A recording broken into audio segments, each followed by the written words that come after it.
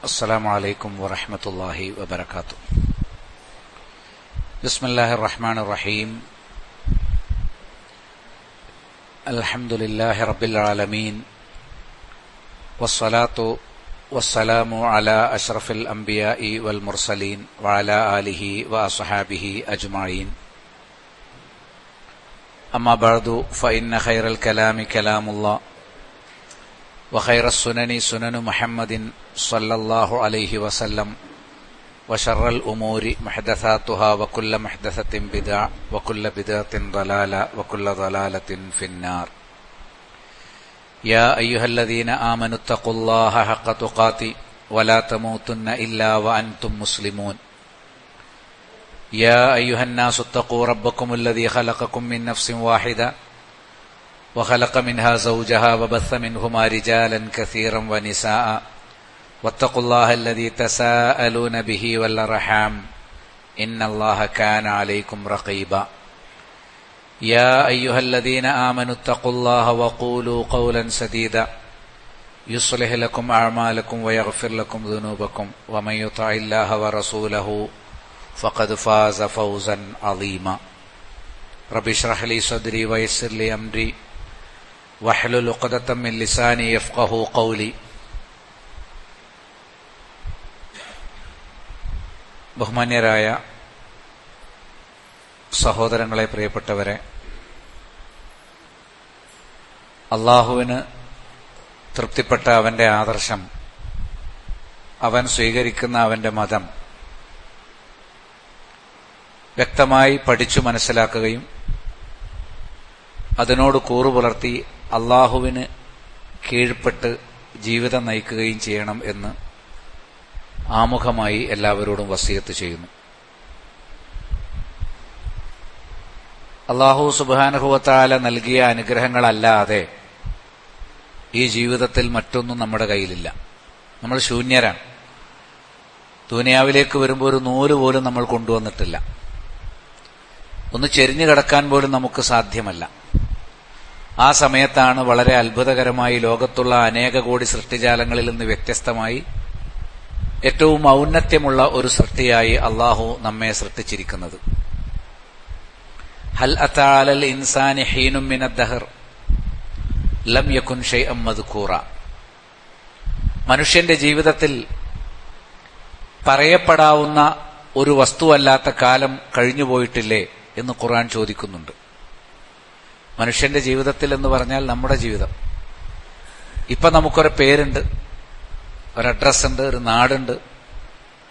നമ്മളെക്കുറിച്ച് പറഞ്ഞാൽ കുറെ ആളുകൾക്കൊക്കെ മനസ്സിലാവും. അവർക്കിങ്ങനെ രൂപപ്പെടുത്തിയെടുക്കാൻ പറ്റും. പേര് പറഞ്ഞാൽ ഇന്നയാളുടെ മകൻ ഇന്നയാൾ. ഇങ്ങനെയൊന്നും രൂപപ്പെടുത്താൻ കഴിയാത്തൊരു കാലല്ലേ. ഇവിടെ ഇപ്പോൾ ഒരു 50 വയസ്സുള്ള ആളുണ്ടെന്ന് വിചാരിക്കാം. ഒരു 51 വർഷം മുമ്പ് നമ്മുടെ അഡ്രസ്സ് എന്താണ്? ഒന്നുമില്ല. ലം യകുൻ ശൈഅൻ മദ്കൂറ. പറയപ്പെടാവുന്ന യാതൊന്നുമായിരുന്നില്ല. ഇന്നാ ഖലഖ്നൽ ഇൻസാന മിൻ നുത്ഫത്തിൻ അംശാജ്. തീർച്ചയായും നാം സമ്മിശ്രമായ ഒരു ദ്രവത്തിൽ നിന്ന് മനുഷ്യനെ സൃഷ്ടിച്ചു.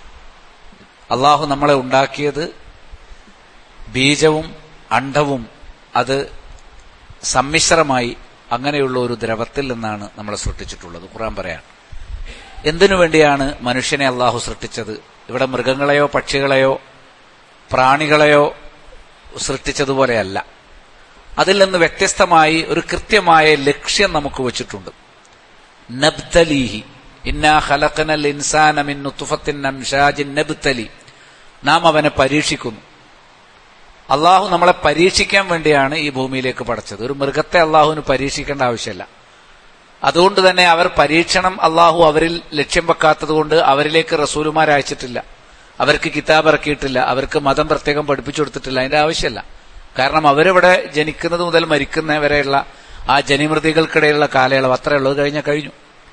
മരിച്ചു കഴിഞ്ഞാൽ മൃഗങ്ങളുടെ ജീവിതം അവസാനിച്ചു. ഉയർത്തെഴുന്നേൽപ്പുണ്ടാവും. പക്ഷേ ഉയർത്തെഴുന്നേൽപ്പിന് ശേഷം കൂനു തുറാബ, നിങ്ങൾ മണ്ണായിക്കൊള്ളുക എന്ന് അള്ളാഹു പറയും. ഇതാണ് മനുഷ്യരല്ലാത്ത ഈ ദുനിയാവിലെ മറ്റു സൃഷ്ടികളുടെ അവസ്ഥ.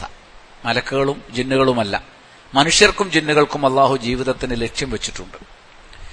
ആ ലക്ഷ്യമാണ് നബ്തലീഹി, നാം അവനെ പരീക്ഷിക്കുന്നു. അതായത് അള്ളാഹു എന്നെ പരീക്ഷിക്കുന്നു, അള്ളാഹു നിങ്ങൾ ഓരോരുത്തരെയും പരീക്ഷിക്കുന്നു.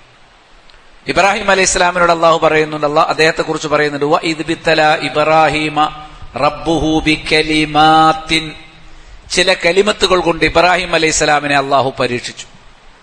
ഇബ്രാഹിം അലൈഹി ഇസ്ലാമിനെ ഏത് വിഷയത്തിലാ പരീക്ഷിച്ചത്? അബ്ദുല്ലാഹിബ്നു അബ്ബാസ് റളിയല്ലാഹു അൻഹു പറഞ്ഞു, ഉബ്തുലിയ ബിൽ ഇസ്ലാം, ഇസ്ലാമാണ് പരീക്ഷണ വിഷയം. എന്ന് പറഞ്ഞാൽ ഇസ്ലാം പഠിപ്പിച്ചു കൊടുക്കും.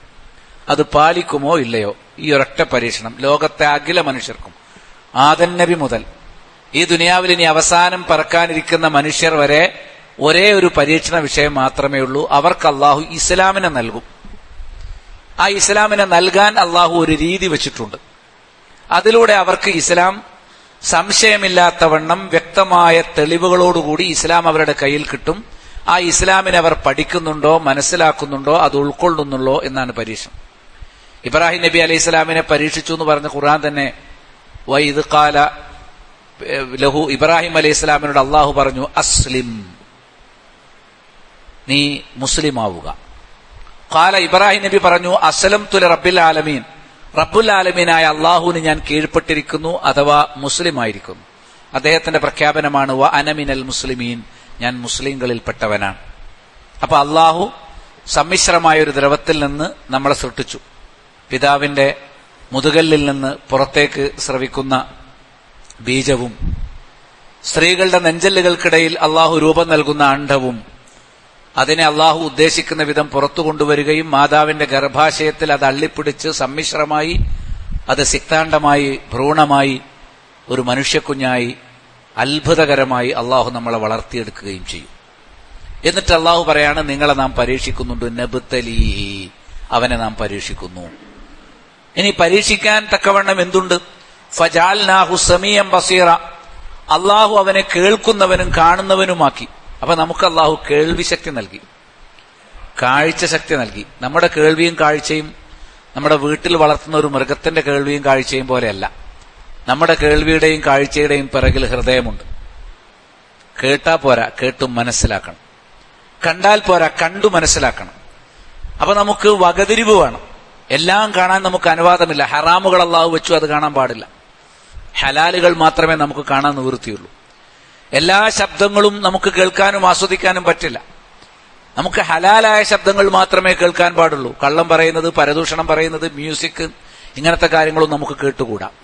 അപ്പം കാതും കണ്ണും അള്ളാഹു നൽകിയത് നമ്മളെ പരീക്ഷിക്കുന്നതിന് വേണ്ടിയാണ്. അതാണ് നബ്തലീഹി ഫജഅൽനാഹു സമീഅൻ ബസീറ.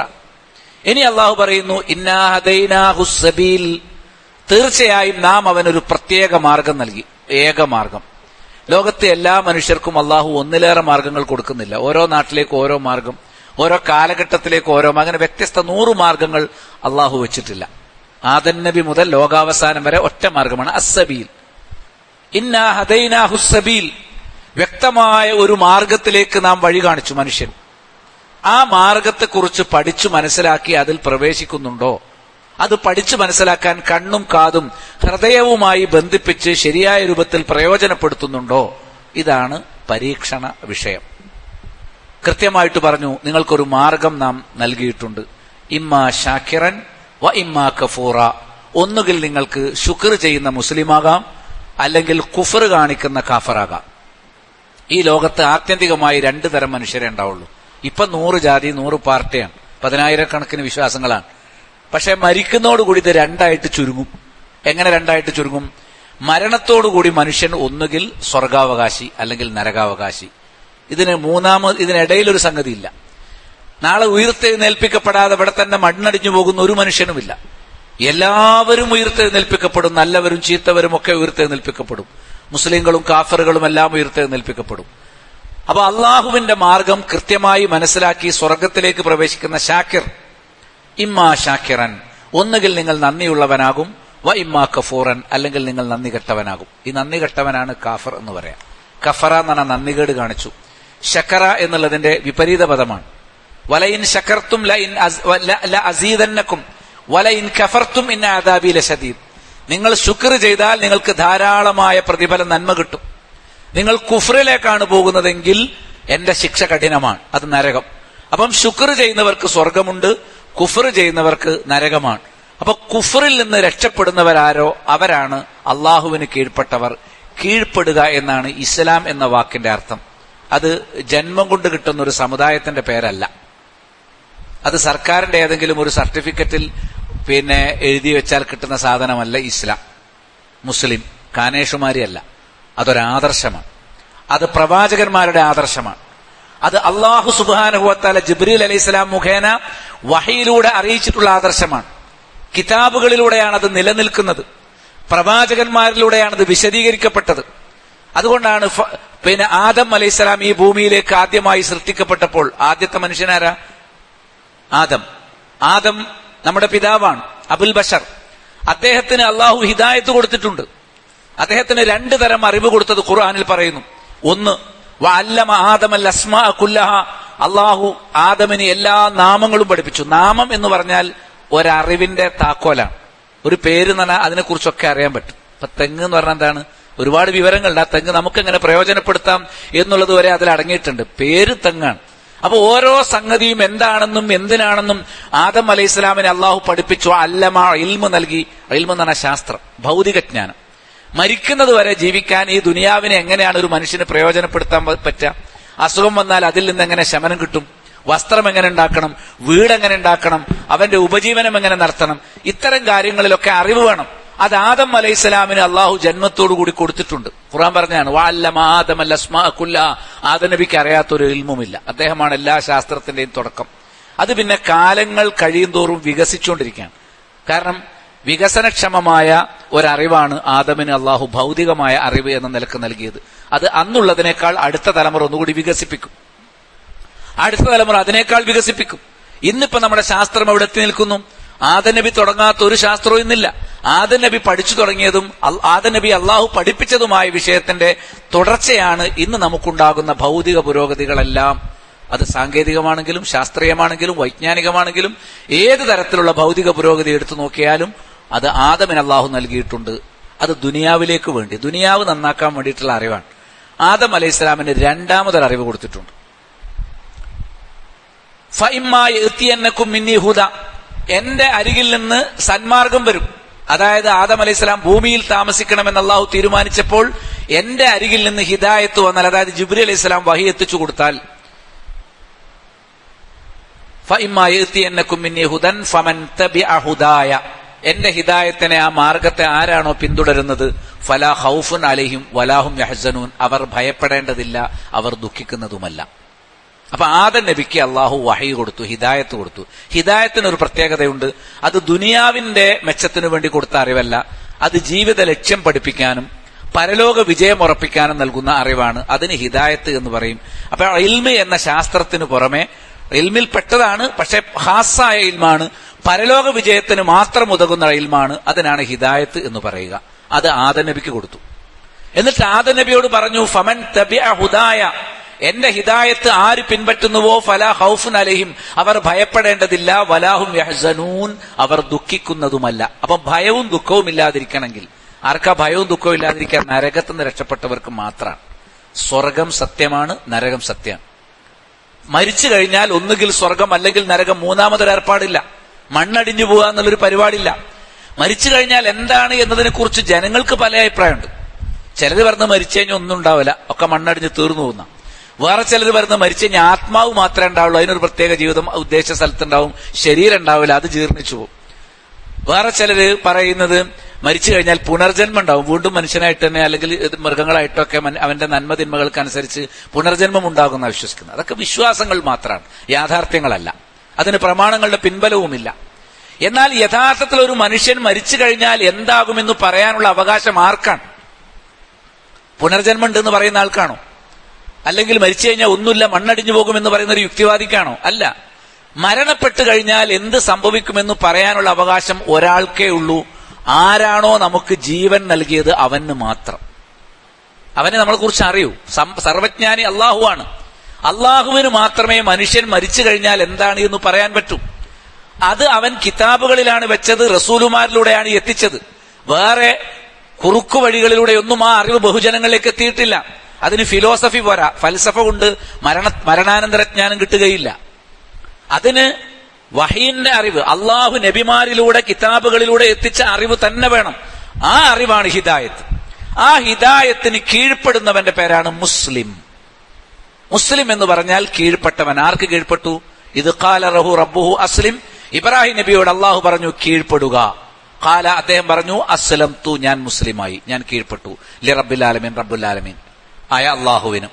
അപ്പൊ റബ്ബുൽ ആലമീനായ അള്ളാഹു കാലാകാലങ്ങളിൽ റസൂലുമാരെ നിയോഗിച്ചു. ആ റസൂലുമാർക്കൊക്കെ കിതാബുകൾ അവതരിപ്പിച്ചു. ആ കിതാബുകൾ വായിച്ചു കേൾപ്പിച്ചുകൊണ്ട് റസൂലുമാർ ബഹുജനങ്ങളെ പഠിപ്പിച്ച ആദർശം എന്താണോ അതാണ് നമ്മുടെ മരണാനന്തര ജീവിതത്തെ തെളിയിക്കുന്നത്. സ്വർഗമുണ്ട്, നരകമുണ്ട് എന്ന് അതിലുള്ള വിഷയമാണ്. അപ്പോ ഒരാൾക്കേ പറയാൻ പറ്റൂ. അവൻ പറഞ്ഞു, രണ്ട് കാര്യം പറഞ്ഞിട്ടില്ല. മരിച്ചു കഴിഞ്ഞാൽ നിങ്ങൾ ഉയർത്തെഴുന്നേൽപ്പിക്കപ്പെടും. ആത്മാവും ശരീരവും ഉയർത്തെഴുന്നേൽപ്പിക്കപ്പെടും. ദുനിയാവ് തന്നെ വളരെ നിസ്സാരമായ ഒരു ജീവിതം. ആ ബൈന 60 വയസ്സപ്പഴയൻ, 60-നും 70-നും ഇടയിലാണ്. ശരാശരി 65 വയസ്സാണ്. അതിൽ കുറച്ച് കൂടുതലുള്ളവരുണ്ടാവും, കുറഞ്ഞവരുണ്ടാവും. മനുഷ്യന്റെ ആയുസ് ഈ അവസാന തലമുറയിൽ മുഹമ്മദ് നബി സല്ലല്ലാഹു അലൈഹി വസല്ലം ഉമ്മത്തിൽ അത് 65 വയസ്സാണ് ശരാശരി. കുറച്ച് കൂടുന്നവരുണ്ടാകാം, കുറയുന്നവരുണ്ടാകാം. അത് നബി സ്വല്ലല്ലാഹു അലൈഹി വസല്ലം പറഞ്ഞു, അഅ്മാറു ഉമ്മത്തി മാ ബൈന 60 വ70. അപ്പൊ ഇവിടെ ദുനിയാവിൽ ഇത്രയേ ഉള്ളൂ. എന്നാൽ ഉയർത്തെഴുന്നേൽപ്പിന് ശേഷമോ അനന്തമാണ്. ലാ നിഹായത ലഹു, അതിന് അവസാനമില്ല, ഒടുക്കമില്ലാത്ത. ഖാലിദീന ഫീഹ, സ്വർഗത്തിലാണെങ്കിലും അനശ്വരമാണ്, നരകത്തിലാണെങ്കിലും അനശ്വരമാണ്. സ്വർഗത്തെക്കുറിച്ച് പറയുന്നിടത്തും ഖുർആൻ പറഞ്ഞു ഖാലിദീന ഫീഹ, അവർ അതിൽ അനശ്വരരാണ്, എക്കാലത്തും കഴിച്ചുകൂട്ടും. നരകത്തിൽ പ്രവേശിക്കുന്നവരെ കുറിച്ച് പറഞ്ഞു ഖാലിദീന ഫീഹ, അവർ അതിൽ എക്കാലത്തും കഴിച്ചുകൂട്ടും എന്ന്. അപ്പൊ നരകത്തിലാണെങ്കിലും സ്വർഗത്തിലാണെങ്കിലും അവസാനമില്ല. അവസാനമില്ലാത്ത ജീവിതം ഈ ദുനിയാവിൽ നമുക്ക് സങ്കല്പിക്കാൻ കഴിയില്ല. ഇവിടെ ഇങ്ങനെ ജീവിതം ഇങ്ങനെ ഇൻഫിനിറ്റി ആയിട്ട് അവസാനിക്കാതെ ഇങ്ങനെ പോയിക്കൊണ്ടിരിക്കുകയാണെങ്കിൽ നമുക്കൊരു എത്തും പിടിയും കിട്ടൂല. വയസ്സിന്റെ മുകളിൽ വയസ്സായി, പണ്ടേതൊരു കവി പാടിയ മാതിരി മുത്തശ്ശനുണ്ട് എന്ന് പറയുന്ന ഒരു അവസ്ഥയിലേക്ക് എത്തിക്കഴിഞ്ഞാൽ നമുക്ക് ചിന്തിക്കാൻ പറ്റില്ല. പക്ഷെ ദുനിയാവ്, പരലോകം അങ്ങനെയല്ല. പരലോകത്ത് വയസ്സായാൽ നമുക്ക് നിരാശയോ അല്ലെങ്കിൽ വാർദ്ധക്യമോ, അവിടെ യുവാക്കൾ മാത്രമേ ഉള്ളൂ, തലമുടി നരച്ചവരില്ല. 33 വയസ്സിൽ താഴെയുള്ളവരോ 33 വയസ്സിൽ മുകളിലുള്ളവരോ സ്വർഗത്തിലില്ല. അവിടെ എല്ലാ കാലത്തും 33 വയസ്സ് യൗവനം. മനസ്സിലായി? രക്തം തുടിക്കുന്ന യൗവനമാണ് സ്വർഗത്തിൽ ആണിനും പെണ്ണിനും. പൂർണ്ണമായ സന്തോഷം. അവിടെ നമുക്ക് മാലിന്യങ്ങൾ പോലും, മൂക്ക് പിഴിയലോ തുപ്പലോ പോലുമില്ല, ഒരു കേല ഒലിപ്പിക്കുകയില്ല, മലമൂത്ര വിസർജനമില്ല, അവിടെ പല്ല് തേക്കേണ്ട ആവശ്യമില്ല, അവിടെ വസ്ത്രം ചുളിയുകയില്ല, അവിടെ ഒരിക്കലും മാലിന്യങ്ങൾ വരാതെ പൂർണ്ണമായി ഫ്രഷായി നിൽക്കുന്ന സവിശേഷമായ സൗന്ദര്യവും ആനന്ദവും. ഓരോ സെക്കൻഡിലും നമ്മുടെ ആനന്ദവും ആസ്വാദനവും വർദ്ധിച്ചുകൊണ്ടിരിക്കാന്നല്ലാതെ അവിടെ ഭയമില്ല, ദുഃഖമില്ല. നേരത്തെ ഞാൻ കേൾപ്പിച്ചു, അവർ ഭയപ്പെടുന്നില്ല, അവർ ദുഃഖിക്കുന്നില്ല. ഈ ഒരു യഥാർത്ഥ ജീവിതത്തിന് നമ്മൾ കീഴ്പ്പെടുക, അള്ളാഹുവിന് സബ്മിറ്റ് ചെയ്യുക എന്നുള്ളതാണ് ഇസ്ലാം എന്നതുകൊണ്ട് ഉദ്ദേശിക്കുന്നത്. ഇനി ഇസ്ലാമിന്റെ അടിസ്ഥാന വിശ്വാസങ്ങൾ 3 ആധാരങ്ങളിലാണ്, 3 പില്ലറുകളാണ് ഇസ്ലാമിന്. 6 ഇസ്ലാം കാര്യങ്ങളും 6 ഈമാൻ കാര്യങ്ങളും 5 ഇസ്ലാം കാര്യങ്ങളും ഉൾക്കൊള്ളുന്ന ഇസ്ലാമിന്റെ ആകത്തുക 3 അടിസ്ഥാനങ്ങളിലാണ് അള്ളാഹു വെച്ചിട്ടുള്ളത്. 1, ഈ പ്രപഞ്ചത്തിന്റെ സ്രഷ്ടാവായ, നമ്മുടെ സ്രഷ്ടാവായ, നമുക്ക് വേണ്ടി സ്വർഗവും നരകവും സൃഷ്ടിച്ച സ്വർഗ നരകങ്ങളുടെ സ്രഷ്ടാവായ അള്ളാഹു, അവനെക്കുറിച്ച് പഠിക്കുക. അവനുമായുള്ള നമ്മുടെ ബന്ധം എന്താണ്, എങ്ങനെയാണ് എന്ന് പഠിക്കുക. അള്ളാഹുവുമായി ബന്ധപ്പെട്ട വിഷയങ്ങൾ പഠിക്കുക എന്നുള്ളതാണ് ഇസ്ലാമിന്റെ ഒന്നാമത്തെ കാര്യം. ഇത് ഓരോ മതങ്ങൾക്കും വേറെ വേറെ ആകാൻ പാടുള്ളതല്ല. ഓരോ നാടുകൾക്കും ഓരോ കാലഘട്ടത്തിനും വേറെ ആകാൻ പാടുള്ളതല്ല. എല്ലാവർക്കും ഒരു അള്ളാഹു, എല്ലാവരും ആ അള്ളാഹുവിന്റെ സൃഷ്ടികൾ. ഇന്ന ഹാദിഹി ഉമ്മത്തുക്കും ഉമ്മത്തം വാഹിദ, തീർച്ചയായും ഈ മനുഷ്യ സമൂഹം ഒരൊറ്റ സമൂഹമാണ്. എങ്ങനെ? വ അന റബ്ബുക്കും, ഞാനാണ് നിങ്ങൾ എല്ലാ മനുഷ്യരുടെയും റബ്ബ്. മുസ്ലിം ആണെങ്കിലും ഹിന്ദു ആണെങ്കിലും ക്രിസ്ത്യാനി ആണെങ്കിലും യുക്തിവാദിയാണെങ്കിലും എല്ലാവരെയും സൃഷ്ടിച്ചവരെ അള്ളാഹുവാണ്. അതുകൊണ്ടാണ് എല്ലാവരും ഒരുപോലെ ജനിച്ചത്. മാതാവിന്റെ ഗർഭാശയത്തിൽ ഒരു 9 മാസം, ഒരാഴ്ചക്കാലം എല്ലാവരും ജനിച്ച് വളർന്നത് ഒരുപോലെയാണ്. എല്ലാവരും ഒരു ഭൂമിയിലേക്ക് വന്നു, ഒരേ പ്രാണവായു ശ്വസിച്ചു, ഒരേ വെള്ളം കുടിച്ചു, ഒരേ ഭക്ഷണം കഴിച്ചു. അതിനർത്ഥം നമ്മുടെ സൃഷ്ടാവ് ഒന്നാണെന്ന്. മതങ്ങളൊക്കെ വേറെ സൃഷ്ടാവിന്റെ പേരിലുണ്ടായതല്ല, അത് മറ്റു താല്പര്യങ്ങളാൽ നമ്മുടെ ശത്രുവായി അള്ളാഹു പരീക്ഷണം പറഞ്ഞല്ലോ. ആ പരീക്ഷണത്തിനു വേണ്ടി അള്ളാഹു നിശ്ചയിച്ച ശൈത്വാനുണ്ട്, ഇബിലീസുണ്ട്. ആ ഇബിലീസിന്റെ സ്വാധീന വലയത്തിൽപ്പെട്ടവർ നിർമ്മിച്ചതാണ് മതങ്ങൾ. മതം എന്ന് പറയുന്നതാണ് സത്യം, അത് ഇസ്ലാമാണ്. മതങ്ങൾ എന്ന് പറയുന്ന മറ്റു മതങ്ങളെല്ലാം അത് അള്ളാഹുവിന്റെ മതത്തിനെ അതിൽ നിന്ന് വ്യതിചലിച്ചു പോയതാണ്. അള്ളാഹുവിന്റെ മതത്തിൽ നിന്ന് വ്യതിചലിച്ചു, അള്ളാഹുവിനെ പറ്റി തെറ്റായി മനസ്സിലാക്കി. അള്ളാഹുവിനെ പറ്റി ശരിയായി മനസ്സിലാക്കാൻ അതാതു കാലങ്ങളിൽ അള്ളാഹു റസൂലുമാരെ അയച്ചു. നമ്മുടെ കാലത്ത് നമുക്ക് വേണ്ടി അള്ളാഹു മുഹമ്മദ് നബി അയച്ചു. അവസാനത്തെ ജനതക്ക് മുഹമ്മദ് നബി സല്ലല്ലാഹു അലൈഹി വസല്ലമയെ അയച്ചു. നബിക്ക് ഖുർആൻ ഇറക്കി. ജനങ്ങൾ ആദ്യകാലത്ത് ഐക്യത്തിലായിരുന്നു. ആദം നബിയുടെ കാലത്ത് നൂഹ് നബി വരുന്നവരെ ലോകത്ത് ഭിന്നതയില്ല, എല്ലാവരും അള്ളാഹുവിനെ മാത്രം ആരാധിച്ചവരാണ്. നൂഹ് നബി ജീവിച്ച ജനതയിലാണ് ആദ്യമായി സൃഷ്ടികളെ ആരാധിക്കുന്ന സമ്പ്രദായം തുടങ്ങിയത്. ഇബ്ലീസ് ജനങ്ങളെ കീഴ്പ്പെടുത്താൻ അത്രയും സമയമെടുത്തു. 10 തലമുറകൾക്ക് ശേഷം ആദം നബിക്ക് 10 തലമുറകൾക്ക് ശേഷമാണ് ആദം നബിയുടെ ശേഷം ആദ്യമായിട്ട് സൃഷ്ടിപൂജ ഉണ്ടാകുന്നത്, വിഗ്രഹാരാധന ഉണ്ടാകുന്നത്, ഖബർ പൂജ ഉണ്ടാകുന്നത്. അതുവരെ മറ്റൊരുപാട് തിന്മകൾ മെല്ലെ മെല്ലെ സമൂഹത്തിലേക്ക് കടന്നു വന്നിട്ടുണ്ടെങ്കിലും അള്ളാഹു അല്ലാത്തവരെ ആരാധിക്കുന്ന, അള്ളാഹു അല്ലാത്തവരോട് പ്രാർത്ഥിക്കുന്ന, അള്ളാഹു അല്ലാത്തവരിൽ ഭരമേൽപ്പിക്കുന്ന ഒരു സമ്പ്രദായം ആദം അലൈഹിസ്സലാമിന്റെ കാലത്തോ 10 തലമുറകളിലോ ഉണ്ടായിരുന്നില്ല. അത് പിന്നീടുണ്ടായി. ഖുർആൻ പറഞ്ഞു, കാനന്നാസു ഉമ്മത്തൻ വാഹിദ, ജനങ്ങൾ ഏക സമൂഹമായിരുന്നു. പിന്നീട് അവർ ഭിന്നിച്ചപ്പോൾ കാരുണ്യവാനായ റബ്ബ് എന്ത് ചെയ്തു? ഞാൻ ഇത്രയൊക്കെ അനുഗ്രഹങ്ങൾ കൊടുത്തിട്ടും അവരിങ്ങനെ ഭിന്നിച്ച് തമ്മിൽ തല്ലുകയാണെങ്കിൽ അവരങ്ങനെ തമ്മിൽ തല്ലി നരകത്തിലേക്ക് പോകട്ടെ എന്ന് തീരുമാനിക്കുന്നതിന് പകരം, ആശയക്കുഴപ്പത്തിൽ തലതല്ലി പോകട്ടെ എന്ന് അള്ളാഹു തീരുമാനിക്കുന്നതിന് പകരം, അങ്ങേയറ്റം കാരുണ്യവാനായ അള്ളാഹു റസൂലുമാരെ നിയോഗിക്കുക എന്ന ഒരു സമ്പ്രദായത്തിന് തുടക്കം കുറിച്ചു. കാനന്നാസു ഉമ്മത്തൻ വാഹിദ, ജനങ്ങൾ ഏക സമൂഹമായിരുന്നു. അവർ ഭിന്നിച്ചപ്പോൾ അള്ളാഹു നബിമാരെ അയച്ചു. മുബശ്ശിരീന, സ്വർഗത്തെക്കുറിച്ച് പഠിപ്പിച്ച് സന്തോഷ വാർത്ത അറിയിക്കാൻ, വമുൻസിരീന, നരകത്തെക്കുറിച്ച് പഠിപ്പിച്ച് താക്കീത് ചെയ്യാൻ. സ്വർഗത്തെക്കുറിച്ച് സന്തോഷ വാർത്ത അറിയിക്കുന്നവരായും നരകത്തെക്കുറിച്ച് താക്കീത് ചെയ്യുന്നവരായും അള്ളാഹു നബിമാരെ അയച്ചു. അപ്പൊ സ്വർഗവും നരകവുമാണ് മരിച്ചു കഴിഞ്ഞാൽ അത് വ്യക്തമായി പഠിപ്പിക്കാനും, നരകത്തിലേക്ക് പോകല്ലേ, ഇന്ന കാര്യങ്ങൾ നിങ്ങളെ നരകത്തിലേക്ക് എത്തിക്കുമെന്ന് പഠിപ്പിക്കാൻ വേണ്ടിയും അള്ളാഹു നബിമാരെ അയച്ചു. മാത്രവുമല്ല, അൻസല മഅഹുമുൽ കിതാബ, ആ നബിമാരുടെ കൂടെ അള്ളാഹു കിതാബ് ഇറക്കി കൊടുത്തു. ആ നബിമാർക്കൊക്കെ അള്ളാഹു കിതാബ് ഇറക്കി കൊടുത്തു. നബി സ്വല്ലല്ലാഹു അലൈഹി വസല്ലം പറഞ്ഞിട്ടുണ്ട്, മാമിൻ നബിയിൻ ഇല്ലാ കാന മഅഹു കിതാബുൻ, കിതാബില്ലാത്ത ഒരു നബിയുമില്ല. നമുക്ക് എല്ലാ കിതാബിന്റെ പേര് അറിയാത്തത് കൊണ്ടാണ്. പക്ഷെ എല്ലാ നബിമാർക്കും അള്ളാഹു കിതാബ് കൊടുക്കും. മനസ്സിലായില്ലേ? ചിലപ്പം കഴിഞ്ഞുപോയ നബിയുടെ കിതാബ് തന്നെ അടുത്ത് വരുന്ന നബിയും പഠിപ്പിച്ചു എന്ന് വരാം. എങ്ങനെയാണെങ്കിലും ഒരു കിതാബിനെ അവലംബിക്കാതെ ദീന് പറഞ്ഞ ഒരു നബിയും ഉണ്ടായിട്ടില്ല. അതാണ് അൻസല മഅഹുമുൽ കിതാബ, അള്ളാഹു നബിമാരോടൊപ്പം കിതാബുകൾ ഇറക്കി, ഗ്രന്ഥമിറക്കി. എന്തിനു വേണ്ടിയാണ് കിതാബ് ഇറക്കിയെന്നറിയാമോ? ലിയഹ്കുമ ബൈനന്നാസി ഫീമാ ഇഖ്തലഫൂ ഫീ, ജനങ്ങൾക്കിടയിൽ അഭിപ്രായ വ്യത്യാസം വരുമ്പോൾ, മരണത്തെക്കുറിച്ച്, മരിച്ചു കഴിഞ്ഞാൽ എന്ത് എന്നതിനെക്കുറിച്ച്, വിശ്വാസം എന്താണ് എന്നതിനെക്കുറിച്ച്, ആരാധന എങ്ങനെയാണ് എന്നതിനെക്കുറിച്ച്, എല്ലാ വിഷയത്തിലും ജനങ്ങൾക്കിടയിൽ ശൈത്താൻ അഭിപ്രായ വ്യത്യാസങ്ങൾ ഉണ്ടാക്കിയിട്ടുണ്ട്. ശൈത്താന്റെ സ്വാധീനം കൊണ്ട് അഭിപ്രായ വ്യത്യാസങ്ങൾ ഉണ്ടായിട്ടുണ്ട്. ആ അഭിപ്രായ വ്യത്യാസങ്ങൾ തീർപ്പാക്കാൻ അള്ളാഹു കിതാബ് അവതരിപ്പിച്ചു. ലിയഹ്കുമ ബൈനന്നാസി ഫീമാ ഇഖ്തലഫൂ ഫീ വമാ ഇഖ്തലഫ ഫീഹി ഇല്ലല്ലദീന ഊതൂഹു മിൻ ബഅദി മാ ജാഅത്തുഹുമുൽ ബയ്യിനാതു ബഗയൻ ബൈനഹും. തെളിവുകൾ അഥവാ കിതാബുകൾ വന്നതിന് ശേഷം ജനങ്ങൾ കലഹിച്ചിട്ടില്ല, അതിക്രമകാരികളായിക്കൊണ്ടല്ലാതെ. അള്ളാഹു നബിമാരെ അയച്ചു, കിതാബുകൾ അവതരിപ്പിച്ചു, എന്നിട്ടും ജനങ്ങൾ പല മതങ്ങളും പല കക്ഷികളുമായാൽ അത് അവരുടെ അഹങ്കാരവും അതിക്രമവുമാണ്. അള്ളാഹു അവരെ വെറുതെ വിടുകയില്ല, നരകത്തിലേക്ക് കൊണ്ടുപോകും. ഖുർആൻ കൃത്യമായി പറഞ്ഞിട്ടുള്ള വിഷയമാണ്. ഫഹദല്ലാഹുല്ലദീന ആമനു ലിമഖ്തലഫൂ ഫീഹി മിനൽ ഹഖ് ബിഇദ്നി, അള്ളാഹുവിന്റെ ഉത്തരവനുസരിച്ച് അഭിപ്രായ വ്യത്യാസമുണ്ടാകുന്ന വിഷയത്തിൽ സത്യത്തിലേക്ക് അള്ളാഹു അവൻ ഉദ്ദേശിക്കുന്ന ആളുകൾക്ക് മാത്രമാണ്, മുഅ്മിനുകൾക്ക് മാത്രമാണ് അള്ളാഹു ഹിദായത്ത് നൽകിയത്. വല്ലാഹു യഹ്ദീ മൻ യശാഉ ഇലാ സിറാത്തിൻ മുസ്തഖീം, അള്ളാഹു അവൻ ഉദ്ദേശിക്കുന്ന ആളുകളെ നേർമാർഗത്തിലേക്ക് അഥവാ സ്വർഗത്തിലേക്ക് എത്തുന്ന മാർഗത്തിലേക്ക് നയിക്കുന്നു എന്ന് പറഞ്ഞു. ഈ ഹിദായത്ത് എല്ലാവർക്കും കൊടുത്തു. മുഹമ്മദ് നബിക്ക് അള്ളാഹു കൊടുത്ത ഹിദായത്താണ് ഖുർആൻ. യാ അയ്യുഹന്നാസോ, മനുഷ്യരെ, ഖദ് ജാഅത്തുക്കും മൗഇദത്തും മിർ റബ്ബിക്കും, നിങ്ങൾക്ക് നിങ്ങളുടെ റബ്ബിൽ നിന്നുള്ള ഉപദേശം വന്നിരിക്കുന്നു. വശിഫാഉ ലിമാ ഫി സുദൂർ, നിങ്ങളുടെ ഹൃദയങ്ങളിൽ എന്തെല്ലാം പ്രശ്നങ്ങളും പ്രയാസങ്ങളും ഉണ്ടോ അതിനൊക്കെയുള്ള ശമനൌഷധം ഇതാ വന്നിരിക്കുന്നു ഖുർആനിലൂടെ. വഹുദൻ, നിങ്ങൾക്ക് വഴികാട്ടി സ്വർഗത്തിലേക്കുള്ള മാർഗദർശനം വന്നിരിക്കുന്നു. വറഹ്മത്തുൽ ലിൽ മുഅ്മിനീൻ, സത്യവിശ്വാസികൾക്ക് അള്ളാഹു കാരുണ്യമായി ഖുർആനിനെ അവതരിപ്പിച്ചിരിക്കുന്നു എന്ന് 10ാമത്തെ സൂറത്ത് യൂനുസിലെ 58ാമത്തെ ആയത്തിലൂടെ അള്ളാഹു സുബ്ഹാനഹു വ തആല പഠിപ്പിക്കുന്നത് കാണാൻ സാധിക്കും. ഈ ഖുർആൻ നബി സല്ലല്ലാഹു അലൈഹി വസല്ലം ഓതി കേൾപ്പിച്ചു. അപ്പൊ ഖുർആൻ ഓതി നബി സല്ലല്ലാഹു അലൈഹി വസല്ലം പഠിപ്പിച്ച വിഷയങ്ങൾ അടിസ്ഥാനപരമായി 3 എണ്ണമാണ്. ഒന്ന്, ആരാണ് അള്ളാഹു? ഈ ഖുർആൻ ഇറക്കിയ അള്ളാഹു ആരാണ്? ഇത് ആണ് ഒന്നാമത്തെ വിഷയം. ലാ ഇലാഹ ഇല്ലല്ലാഹ്, അള്ളാഹു അല്ലാതെ ആരാധനക്കർഹനായി മറ്റൊന്നുമില്ല. ഇസ്ലാമിന്റെ അസ്ഥിവാരം അതാണ്. ഇതുണ്ടെങ്കിലേ മറ്റേത് വിഷയമുണ്ടായിട്ടും കാര്യമുള്ളൂ. ഇസ്ലാം ദീൻ എന്താണെന്ന് അറിഞ്ഞുകൂടാത്ത നാട്ടിലേക്ക് നബി സല്ലല്ലാഹു അലൈഹി വസല്ലം സ്വഹാബികളെ ദഅവത്തിന് വേണ്ടി, പ്രബോധനത്തിന് വേണ്ടി പറഞ്ഞേക്കും.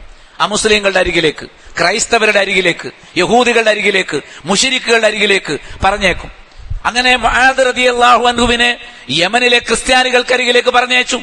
ആ പറഞ്ഞേക്കുന്ന സമയത്ത് നബി സല്ലല്ലാഹു അലൈഹി വസല്ലം പറഞ്ഞു, അലിമുഹും, ആദ്യമായി നീ അവരോട് പറയേണ്ട വിഷയം കൃത്യമായി പറഞ്ഞു. അവരെ നീ ആദ്യം അവ്വലു മൻ തദൂ ഇലൈഹി, അവരെ നീ ഒന്നാമതായി ക്ഷണിക്കേണ്ട വിഷയം എന്താണെന്നറിയാമോ? ലാ ഇലാഹ ഇല്ലല്ലാഹ്, അല്ലാഹു അല്ലാതെ ആരാധനക്കർഹനായി മറ്റാരുമില്ല. ഇതാണ് ഒന്നാമത്തെ തത്വം, ഇതാണ് നീ പഠിപ്പിക്കേണ്ടത് എന്ന് മുആദ് റളിയല്ലാഹു നബി പറഞ്ഞു. കാരണം നബിയോട് അള്ളാഹു പറഞ്ഞതാണ്, നബി സല്ലല്ലാഹു അലൈഹി വസല്ലം അള്ളാഹു പറഞ്ഞതാണ്. ആദ്യം പഠിപ്പിക്കേണ്ട വിഷയം, പഠിക്കേണ്ട വിഷയം ലാ ഇലാഹ ഇല്ലല്ലാഹ്. ലാ ഇലാഹ ഇല്ലല്ലാഹ് പഠിക്കാത്തവർ ലോകത്തെ എല്ലാ നന്മകളും പഠിച്ചിട്ടും ഒരു കാര്യമില്ല. എത്ര സൽസ്വഭാവിയാണെങ്കിലും, എത്ര ഉദാരമതിയാണെങ്കിലും, എത്ര നന്നായി വാപ്പാനമ്മാനെ നോക്കുന്ന ആളാണെങ്കിലും അതൊന്നും പരലോകത്ത് ഫലം ചെയ്യുകയില്ല. അതൊക്കെ ദുനിയാവിലെ അതിന്റെ ഗുണങ്ങൾ ഉണ്ടാവും. മരിക്കുന്നതോടുകൂടി ആ കർമ്മങ്ങളൊക്കെ മണ്ണായിപ്പോയി. വഖദിംനാ ഇലാ മാ അമിലു, അല്ലാഹു അല്ലാത്തവരെ ആരാധിക്കുന്നവരുടെ അമലുകളിലേക്ക് നാം കടന്നു ചെല്ലും. ഫജഅൽനാഹു ഹബാഅൻ മൻസൂറ, അത് പാറിപ്പറക്കുന്ന ധൂളിയായി, പൊടിയായി മാറും. ഖുർആനിലെടുത്ത് ഇസ്തദത്ത് ബിഹി റീഹ് എന്നാണ് അതിന്റെ ഉദാഹരണം പറഞ്ഞിട്ട്, ഒരു വെണ്ണീർ, ആ വെണ്ണീരിലേക്ക് ഒരു കൊടുങ്കാറ്റടിച്ചാൽ ആ വെണ്ണീർ ചെതറിയിട്ട് അതിന്റെ പൊടി പോലും പെറുക്കിയെടുക്കാൻ കിട്ടൂല. നമ്മൾ ചെയ്യുന്ന നന്മകളൊന്നും നാളെ ഉണ്ടാവില്ല, ശൂന്യരായിട്ട് പോകണം. ലഖദ് ഊഹിയ ഇലൈക വ ഇലല്ലദീന മിൻ ഖബ്ലിക്, അന്തിമ റസൂലായ മുഹമ്മദ് നബിയെ താങ്കൾക്കും താങ്കളുടെ മുമ്പ് കഴിഞ്ഞുപോയ ആദം അലൈഹിസ്സലാം മുതൽ നൂഹ് അലൈഹിസ്സലാം മുതൽ എല്ലാ അമ്പിയാക്കൾക്കും നാം വഹി നൽകിയിട്ടുള്ള ഒന്നാമത്തെ വിഷയം, അവർക്കൊരു വിഷയം നാം വഹി നൽകിയിട്ടുണ്ട്. ലഇൻ അശ്റക്ത ലയഹ്ബതന്ന അമലുക്, അല്ലാഹു അല്ലാത്തവരെ ആരാധിക്കുന്നത് നീയാണെങ്കിൽ, സൃഷ്ടിപൂജ നടത്തുന്നത് നീയാണെങ്കിൽ, മയ്യിത്തിനെയോ വിഗ്രഹത്തെയോ ആരാധിക്കുന്നത് നീയാണെങ്കിൽ, ലയഹ്ബതന്ന അമലുക, നിന്റെ നിസ്കാരം പൊളിഞ്ഞു പോകും, നിന്റെ അമലുകളൊക്കെ പൊളിഞ്ഞു പോകും. നിസ്കാരമില്ല, സക്കാത്തില്ല, നോമ്പില്ല, നന്മകളില്ല, ഒന്നുമില്ല. അതൊക്കെ പരിഗണിക്കണമെങ്കിൽ ലാ ഇലാഹ ഇല്ലല്ലാഹ് ഉണ്ടാകണം. അതുകൊണ്ട് എല്ലാ അമ്പിയാക്കളും ആദ്യം ലാ ഇലാഹ ഇല്ലല്ലാഹിലേക്കാണ് ക്ഷണിച്ചത്. അന്തിമ റസൂൽ മുഹമ്മദ് സല്ലല്ലാഹു അലൈഹി വസല്ലം അദ്ദേഹം മക്കയിൽ ദഅവത്ത് ആരംഭിക്കുമ്പോൾ നിങ്ങളെല്ലാവരും നിസ്കാരം തുടങ്ങണം എന്നല്ല പറഞ്ഞത്. ദഅവത്ത് തുടങ്ങി ഏതാനും വർഷങ്ങൾ കഴിഞ്ഞിട്ടാണ് നിസ്കരിക്കണം എന്ന് പറയുന്നത്. മനസ്സിലായില്ലേ? 7-8 കൊല്ലം കഴിഞ്ഞിട്ട് ആണ് എന്ത് ചെയ്യുന്നത്? 10-10ാമത്തെ വർഷത്തിലാണ് നിസ്കാരം നിർബന്ധമാണ് എന്ന് നബി സല്ലല്ലാഹു അലൈഹി വസല്ലം പറയുന്നത്. അതുവരെ സുന്നത്തായ നിസ്കാരങ്ങളെ ഉണ്ടായിട്ടുള്ളൂ. നോമ്പ് നോൽക്കണമെന്ന് പറയുന്നത് നബി സല്ലല്ലാഹു അലൈഹി വസല്ലം ദഅവത്ത് തുടങ്ങി 14 കൊല്ലങ്ങൾ കഴിഞ്ഞിട്ടാണ്. സക്കാത്ത് കൊടുക്കണമെന്ന് പറയുന്നത് 15ാമത്തെ വർഷത്തിലാണ്. ഹജ്ജ് ചെയ്യണമെന്ന് നബി സല്ലല്ലാഹു അലൈഹി വസല്ലം ദഅവത്ത് തുടങ്ങി 22 കൊല്ലം കഴിഞ്ഞ് അദ്ദേഹം വഫാത്താകുന്നതിന് തൊട്ടു മുമ്പാണ്. അപ്പൊ നബി സല്ലല്ലാഹു അലൈഹി വസല്ലം നന്മകളുടെ ഏറ്റവും വലിയ ഇബാദത്തുകൾ പോലും പഠിപ്പിക്കുന്നത് ലാ ഇലാഹ ഇല്ലല്ലാഹ് വ്യക്തമായി ഹൃദയത്തിൽ പ്രവേശിച്ചതിനു ശേഷമാണ്. അതുകൊണ്ട് ഇസ്ലാമിൽ അടിസ്ഥാനപരമായ 3 വിഷയങ്ങളിൽ ഒന്നാമത്തെ വിഷയം ലാ ഇലാഹ ഇല്ലല്ലാഹ്, ആരാധനക്കർഹൻ അല്ലാഹു മാത്രം. എന്തുകൊണ്ട് അല്ലാഹുവെ മാത്രം ആരാധിക്കണം? അതിന്റെ കാരണങ്ങൾ വ്യക്തമാക്കി.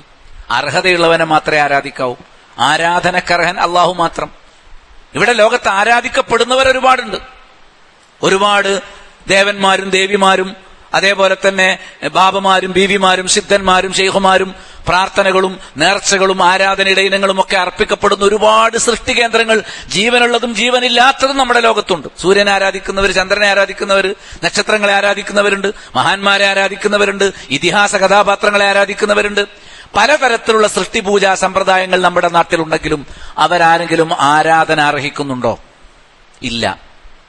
മനുഷ്യരെ എന്ന് വിളിച്ചുകൊണ്ട് ഖുർആൻ ഒന്നാമതായി നടത്തുന്ന ആഹ്വാനം, യാ അയ്യുഹന്നാസ്, ഓ മനുഷ്യരെ, ഉഅ്ബുദൂ റബ്ബക്കും, നിങ്ങൾ നിങ്ങളുടെ റബ്ബിനെ ആരാധിക്കണം. നിങ്ങളുടെ റബ്ബ് ആരാണ്? അല്ലാഹു സ്രഷ്ടാവ്. അവനെ മാത്രം ആരാധിക്കണം. കാരണം പറഞ്ഞു കൊടുക്കാം. എന്തുകൊണ്ട് നിങ്ങൾ അവനെ ആരാധിക്കണം? അല്ലദീ ഖലഖക്കും, അവനാണ് നിങ്ങളെ സൃഷ്ടിച്ചത്. ഞാൻ നേരത്തെ പറഞ്ഞല്ലോ, അത്ഭുതകരമായി സൃഷ്ടികളിൽ ഏറ്റവും മുന്തിയ സൃഷ്ടിയായി, ബുദ്ധിയുള്ള വ്യക്തമായ ലക്ഷ്യം നിർണയിച്ചുകൊണ്ടുള്ള സൃഷ്ടിയായി നിങ്ങളെ സൃഷ്ടിച്ചത് അല്ലാഹുവാണ്. വല്ലദീന മിൻ ഖബ്ലിക്കും, നിങ്ങളുടെ മുമ്പുള്ളവരെ, പിതാക്കന്മാരെയും പിതാമഹന്മാരെയും ആദ്യ തലമുറകൾ മുതൽ ഇന്നത്തെ തലമുറ വരെയുള്ള എല്ലാവരെയും സൃഷ്ടിച്ചത് അല്ലാഹുവാണ്. സ്രഷ്ടാവ് അല്ലാഹു മാത്രം. അതുകൊണ്ട് അവനെ മാത്രമേ ആരാധിക്കാവൂ. ലോകത്ത് പലരെയും ആരാധിക്കുന്നുണ്ടല്ലോ. അവരാരെങ്കിലും ഒരു പുൽക്കൊടിയെങ്കിലും സൃഷ്ടിച്ചിട്ടുണ്ടോ? ഒരു ഈച്ചയെ സൃഷ്ടിച്ചിട്ടുണ്ടോ? ഒരണുവിനെ സൃഷ്ടിച്ചിട്ടുണ്ടോ? ഇല്ല. അപ്പൊ അർഹതയുള്ളവനെ മാത്രമേ ആരാധിക്കാവൂ എന്നതുകൊണ്ടാണ് അല്ലാഹുവെ മാത്രമേ ആരാധിക്കാവൂ എന്ന് പഠിപ്പിച്ചു.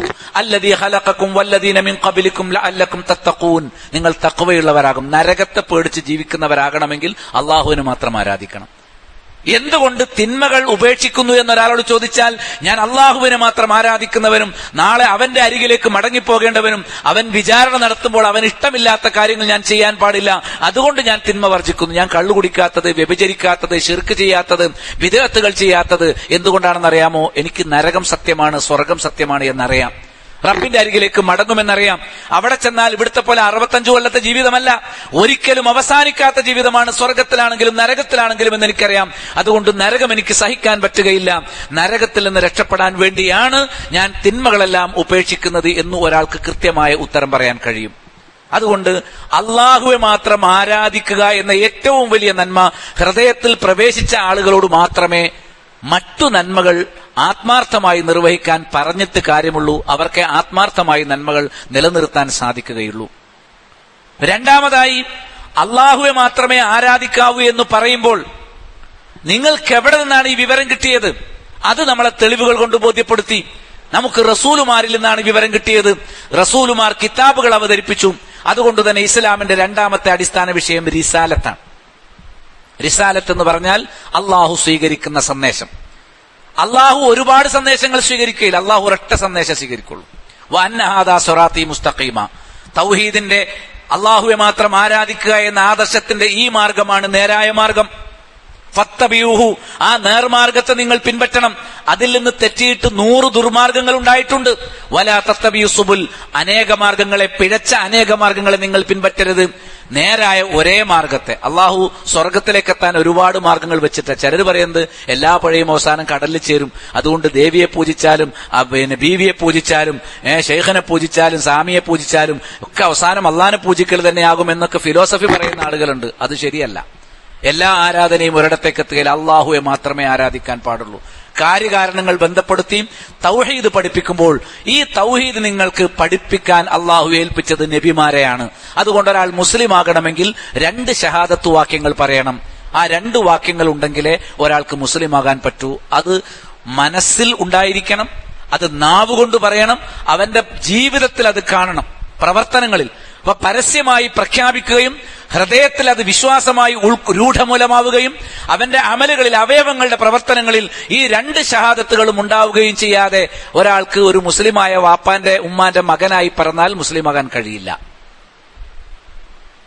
മനസ്സിലായില്ലേ? അതാണ് ഇസ്ലാമിന്റെ തത്വം. ഒരു കാഫറായ വാപ്പാന്റെ ഉമ്മാന്റെ മകനായാൽ ഒരാൾക്ക് മുസ്ലിമാകാൻ കഴിയും. ഈ 2 ഷഹാദത്തുകൾ മനസ്സിലാക്കി അവൻ ഉരുവിടുകയും അതിനോട് യോജിച്ച ജീവിതം അവൻ നയിക്കുകയും തൗഹീദിൽ ജീവിക്കുകയും ചെയ്താൽ കാഫറായ വാപ്പാന്റെ ഉമ്മാന്റെ മക്കൾക്ക് മുസ്ലിമാകാൻ കഴിയും, റസൂലാകാൻ വരെ കഴിയും. മുഹമ്മദ് നബി സ്വല്ലല്ലാഹു അലൈഹി വസല്ലം വാപ്പയും കാഫറാണ്, ഉമ്മയും കാഫറാണ്, പക്ഷെ അദ്ദേഹം മുസ്ലിമാണ്. അപ്പം വാപ്പ കാഫറായതുകൊണ്ട് ഒരാൾക്ക് ഇസ്ലാം തടയപ്പെടുന്നില്ല. വാപ്പ മുസ്ലിം ആയതുകൊണ്ട് മക്കൾ മുസ്ലിം ആകണം എന്നുമില്ല. അതുകൊണ്ട് വിശ്വാസമാണ്, അല്ലാതെ ജന്മമല്ല. വിശ്വാസവും കർമ്മവുമാണ് ഇസ്ലാമിന്റെ ആധാരം എന്ന് മനസ്സിലാക്കാൻ പറ്റും.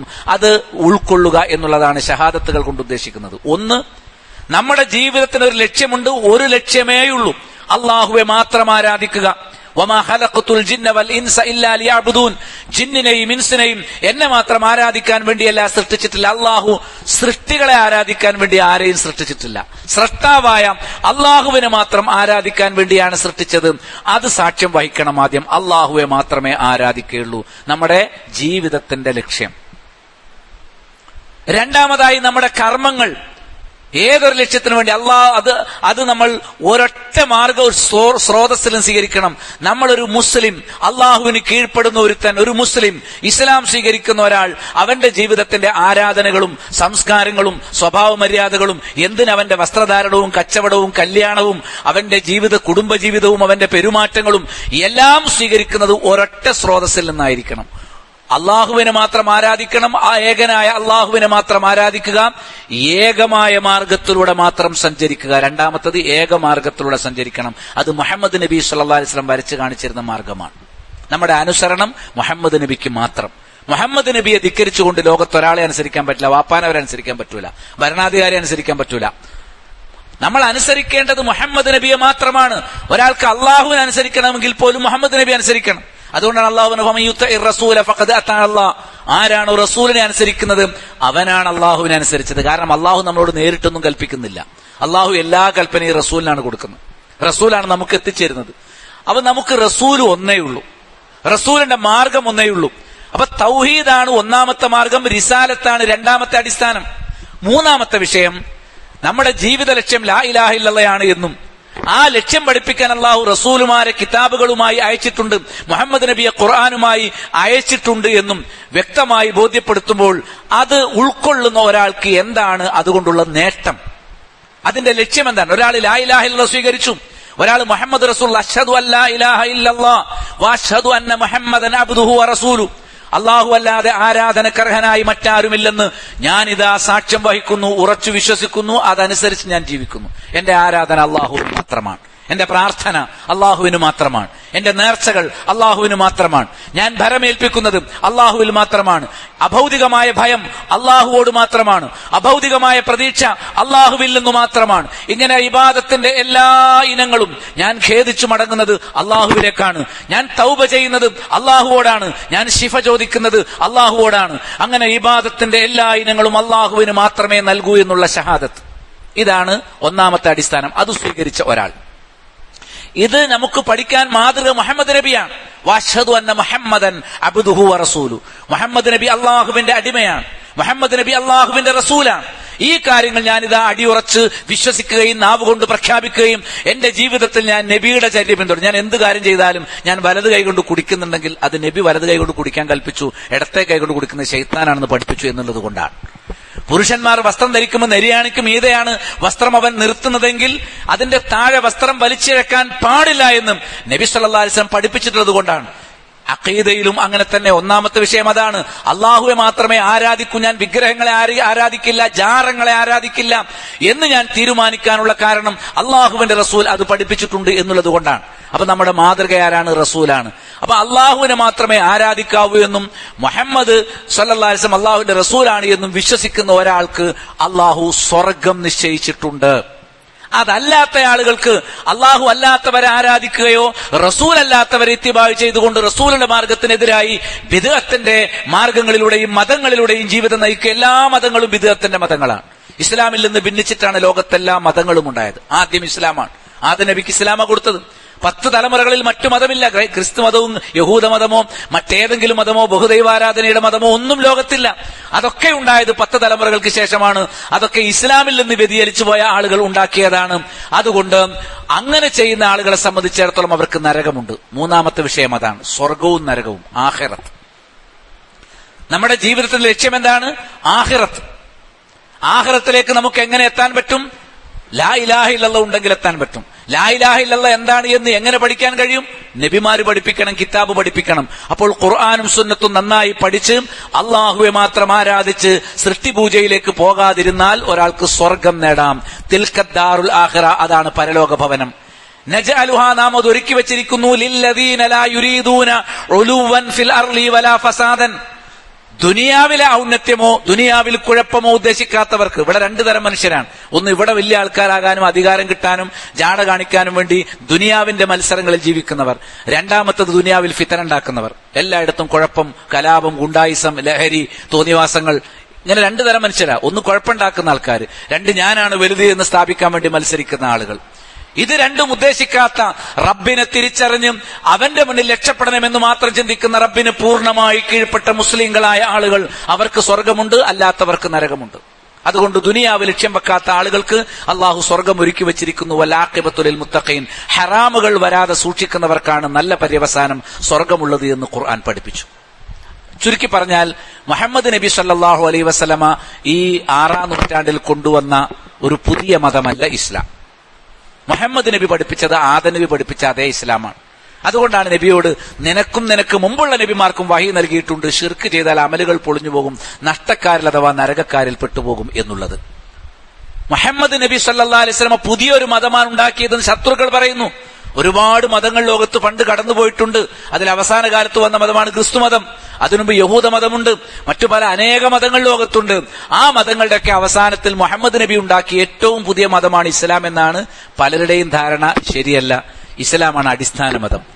ഇസ്ലാം ഒരാൾ ജനിക്കുമ്പോൾ തന്നെ അവരുടെ മനസ്സിൽ അള്ളാഹു ഇൻസ്റ്റാൾ ചെയ്യുന്നുണ്ട്.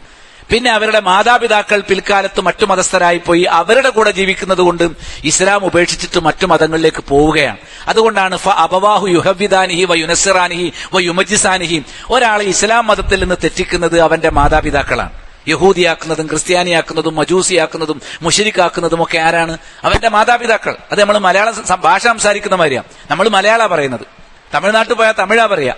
ഓരോ നാട്ടിലെ അവരുടെ നാട്ടിലെ ഭാഷയാണ്.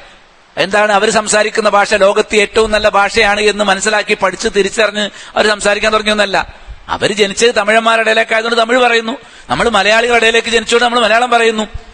മതവും അങ്ങനെ തന്നെയാണ്. പലരും പല മതങ്ങളും സ്വീകരിച്ചത്, നമ്മൾ ഏത് മതത്തിന്റെ മടിത്തട്ടിലേക്കാണോ ജനിച്ചത്, ഏത് മാതാപിതാക്കളുടെ മതത്തിലേക്കാണോ ജനിച്ചത്, നമ്മൾ അതങ്ങനെ കണ്ണും ചിമ്മി സ്വീകരിച്ചു പോരുന്നു. പക്ഷെ ചിന്തിക്കുമ്പോൾ അതിന്റെ പോരായ്മകളും ന്യൂനതകളും ഇത് യഥാർത്ഥ മതമല്ല എന്നുള്ളതുമൊക്കെ അള്ളാഹു ബോധ്യപ്പെടുത്തും. ഇസ്ലാമിലേക്ക് ജനങ്ങൾ എത്തിച്ചേരുമെന്നുള്ളതൊരു വസ്തുതയാണ്. ഈ 3 അടിസ്ഥാനങ്ങളിൽ ഒന്നാമത്തേത് തൗഹീദാണെന്ന് ഞാൻ പറഞ്ഞു. ഇനി തൗഹീദിന്റെ മർമ്മം എന്താണ്? വഖാല റബ്ബുക്കും ഉദൂനി അസ്തജിബ് ലക്കും. നിങ്ങളുടെ റബ്ബ് പ്രഖ്യാപിച്ചു, എന്നോട് മാത്രം പ്രാർത്ഥിക്കണം. ഒരു മനുഷ്യന് ജീവിതത്തിൽ എല്ലാ സമയത്തും ആവശ്യമുള്ള ഒരു സംഗതി പ്രാർത്ഥനയാണ്. പ്രാർത്ഥന എന്ന് പറഞ്ഞാൽ കൊല്ലത്തിലൊരിക്കലോ അല്ലെങ്കിൽ ഏതെങ്കിലും ഒരു ഇമാം ഇങ്ങനെ കുറെ ദുആ ചെയ്യുമ്പോൾ നമ്മൾ ആമീൻ പറയുമ്പോഴോ ഏതെങ്കിലും പ്രത്യേക സമയത്തോ അല്ല. നമുക്ക് എല്ലാ സമയത്തും അള്ളാഹുവെ ഞാൻ വഴിതെറ്റിപ്പോരുത്, അള്ളാഹു എനിക്ക് അസുഖം വരരുത്, അള്ളാഹു എന്റെ കച്ചവടം പൊളിഞ്ഞു പോരുത്, അള്ളാഹു എന്റെ മക്കളെ ഭാവിയൊക്കെ നന്നായിരിക്കണം. ഏത് സമയത്ത് നമ്മൾ പ്രാർത്ഥനാ നിരതമാണ് മനസ്സ്. നമ്മൾ ഒരു അക്ഷരവും ഉരുവിടുന്നില്ലെങ്കിലും നമ്മുടെ മനസ്സിലുണ്ട് ഒരു മഴ പെയ്യുമ്പോൾ അള്ളാഹുവെ ആ മഴ കൊണ്ട് എനിക്കൊരു അപകടം പറ്റരുത്. മനസ്സിലായില്ല? ഞാൻ പോകുന്ന വഴിക്ക് ഒരു മരം മുറിഞ്ഞു വീഴരുത്, ഒരു അപകടം, ഒരു പ്രളയം ഉണ്ടാകരുത്. ഏത് സമയത്ത് നമ്മൾ പ്രാർത്ഥിക്കാത്ത? ഒരു ജലദോഷം വന്ന അള്ളാഹു എന്നെ കഷ്ടപ്പെടുത്തരുത്. പ്രാർത്ഥനയില്ലാത്ത ഒരു സെക്കൻഡില്ല. നാവ് കൊണ്ട് പറയണമെന്നില്ല. നമ്മുടെ മനസ്സ് എപ്പോഴും വെന്ത് കനല് പോലെയാണ്, തീക്കനല് പോലെയാണ്. നമ്മൾ ഉണർന്നിരിക്കുമ്പോഴൊക്കെ നമ്മുടെ മനസ്സ് അള്ളാഹുലേക്ക് കണക്റ്റഡ് ആണ്. ഏത് സമയത്തും. മനസ്സിലായില്ലേ? അള്ളാഹുലേക്ക് കണക്ഷൻ ഇല്ലാത്ത ഒരു സമയം സത്യവിശ്വാസിക്കില്ല. അത് തൗഹീദാണ്. തൗഹീദ് എന്ന താക്കോല് കൊണ്ടാണ് അള്ളാഹുവിലേക്ക് നാം ബന്ധം സ്ഥാപിച്ചിരിക്കുന്നത്. അപ്പൊ അള്ളാഹുവിനെ മാത്രം ആരാധിക്കാൻ നമ്മുടെ കയ്യിലുള്ളത് പ്രാർത്ഥനയാണ്. അതുകൊണ്ട് അള്ളാഹു പറഞ്ഞു, വഖാല റബ്ബുക്കും ഉദൂനി, നിങ്ങളുടെ റബ്ബ് പ്രഖ്യാപിച്ചു എന്നോട് ദുആ ചെയ്യണം, എന്നോട് മാത്രം ദുആ ചെയ്യണം. അസ്തജിബ് ലക്കും, ഞാൻ നിങ്ങൾക്ക് ഉത്തരം തരും. നിങ്ങൾ അള്ളാഹുവിനോട് പറഞ്ഞോളൂ, നിങ്ങൾ പ്രശ്നമൊക്കെ അള്ളാഹു തീർത്തരും. ഒരു പ്രശ്നം വന്നാൽ പരിഹരിക്കാൻ അള്ളാഹു ദുനിയാവിൽ എവിടെങ്കിലും മാർഗം, ഹലാലായ വഴികളിലൂടെ നമുക്ക് ആ മാർഗം കണ്ടുപോകാം. അള്ളാഹു നമ്മുടെ ആവശ്യങ്ങൾ പൂർത്തീകരിച്ചു തരും, ഹലാലായ ആവശ്യങ്ങളൊക്കെ.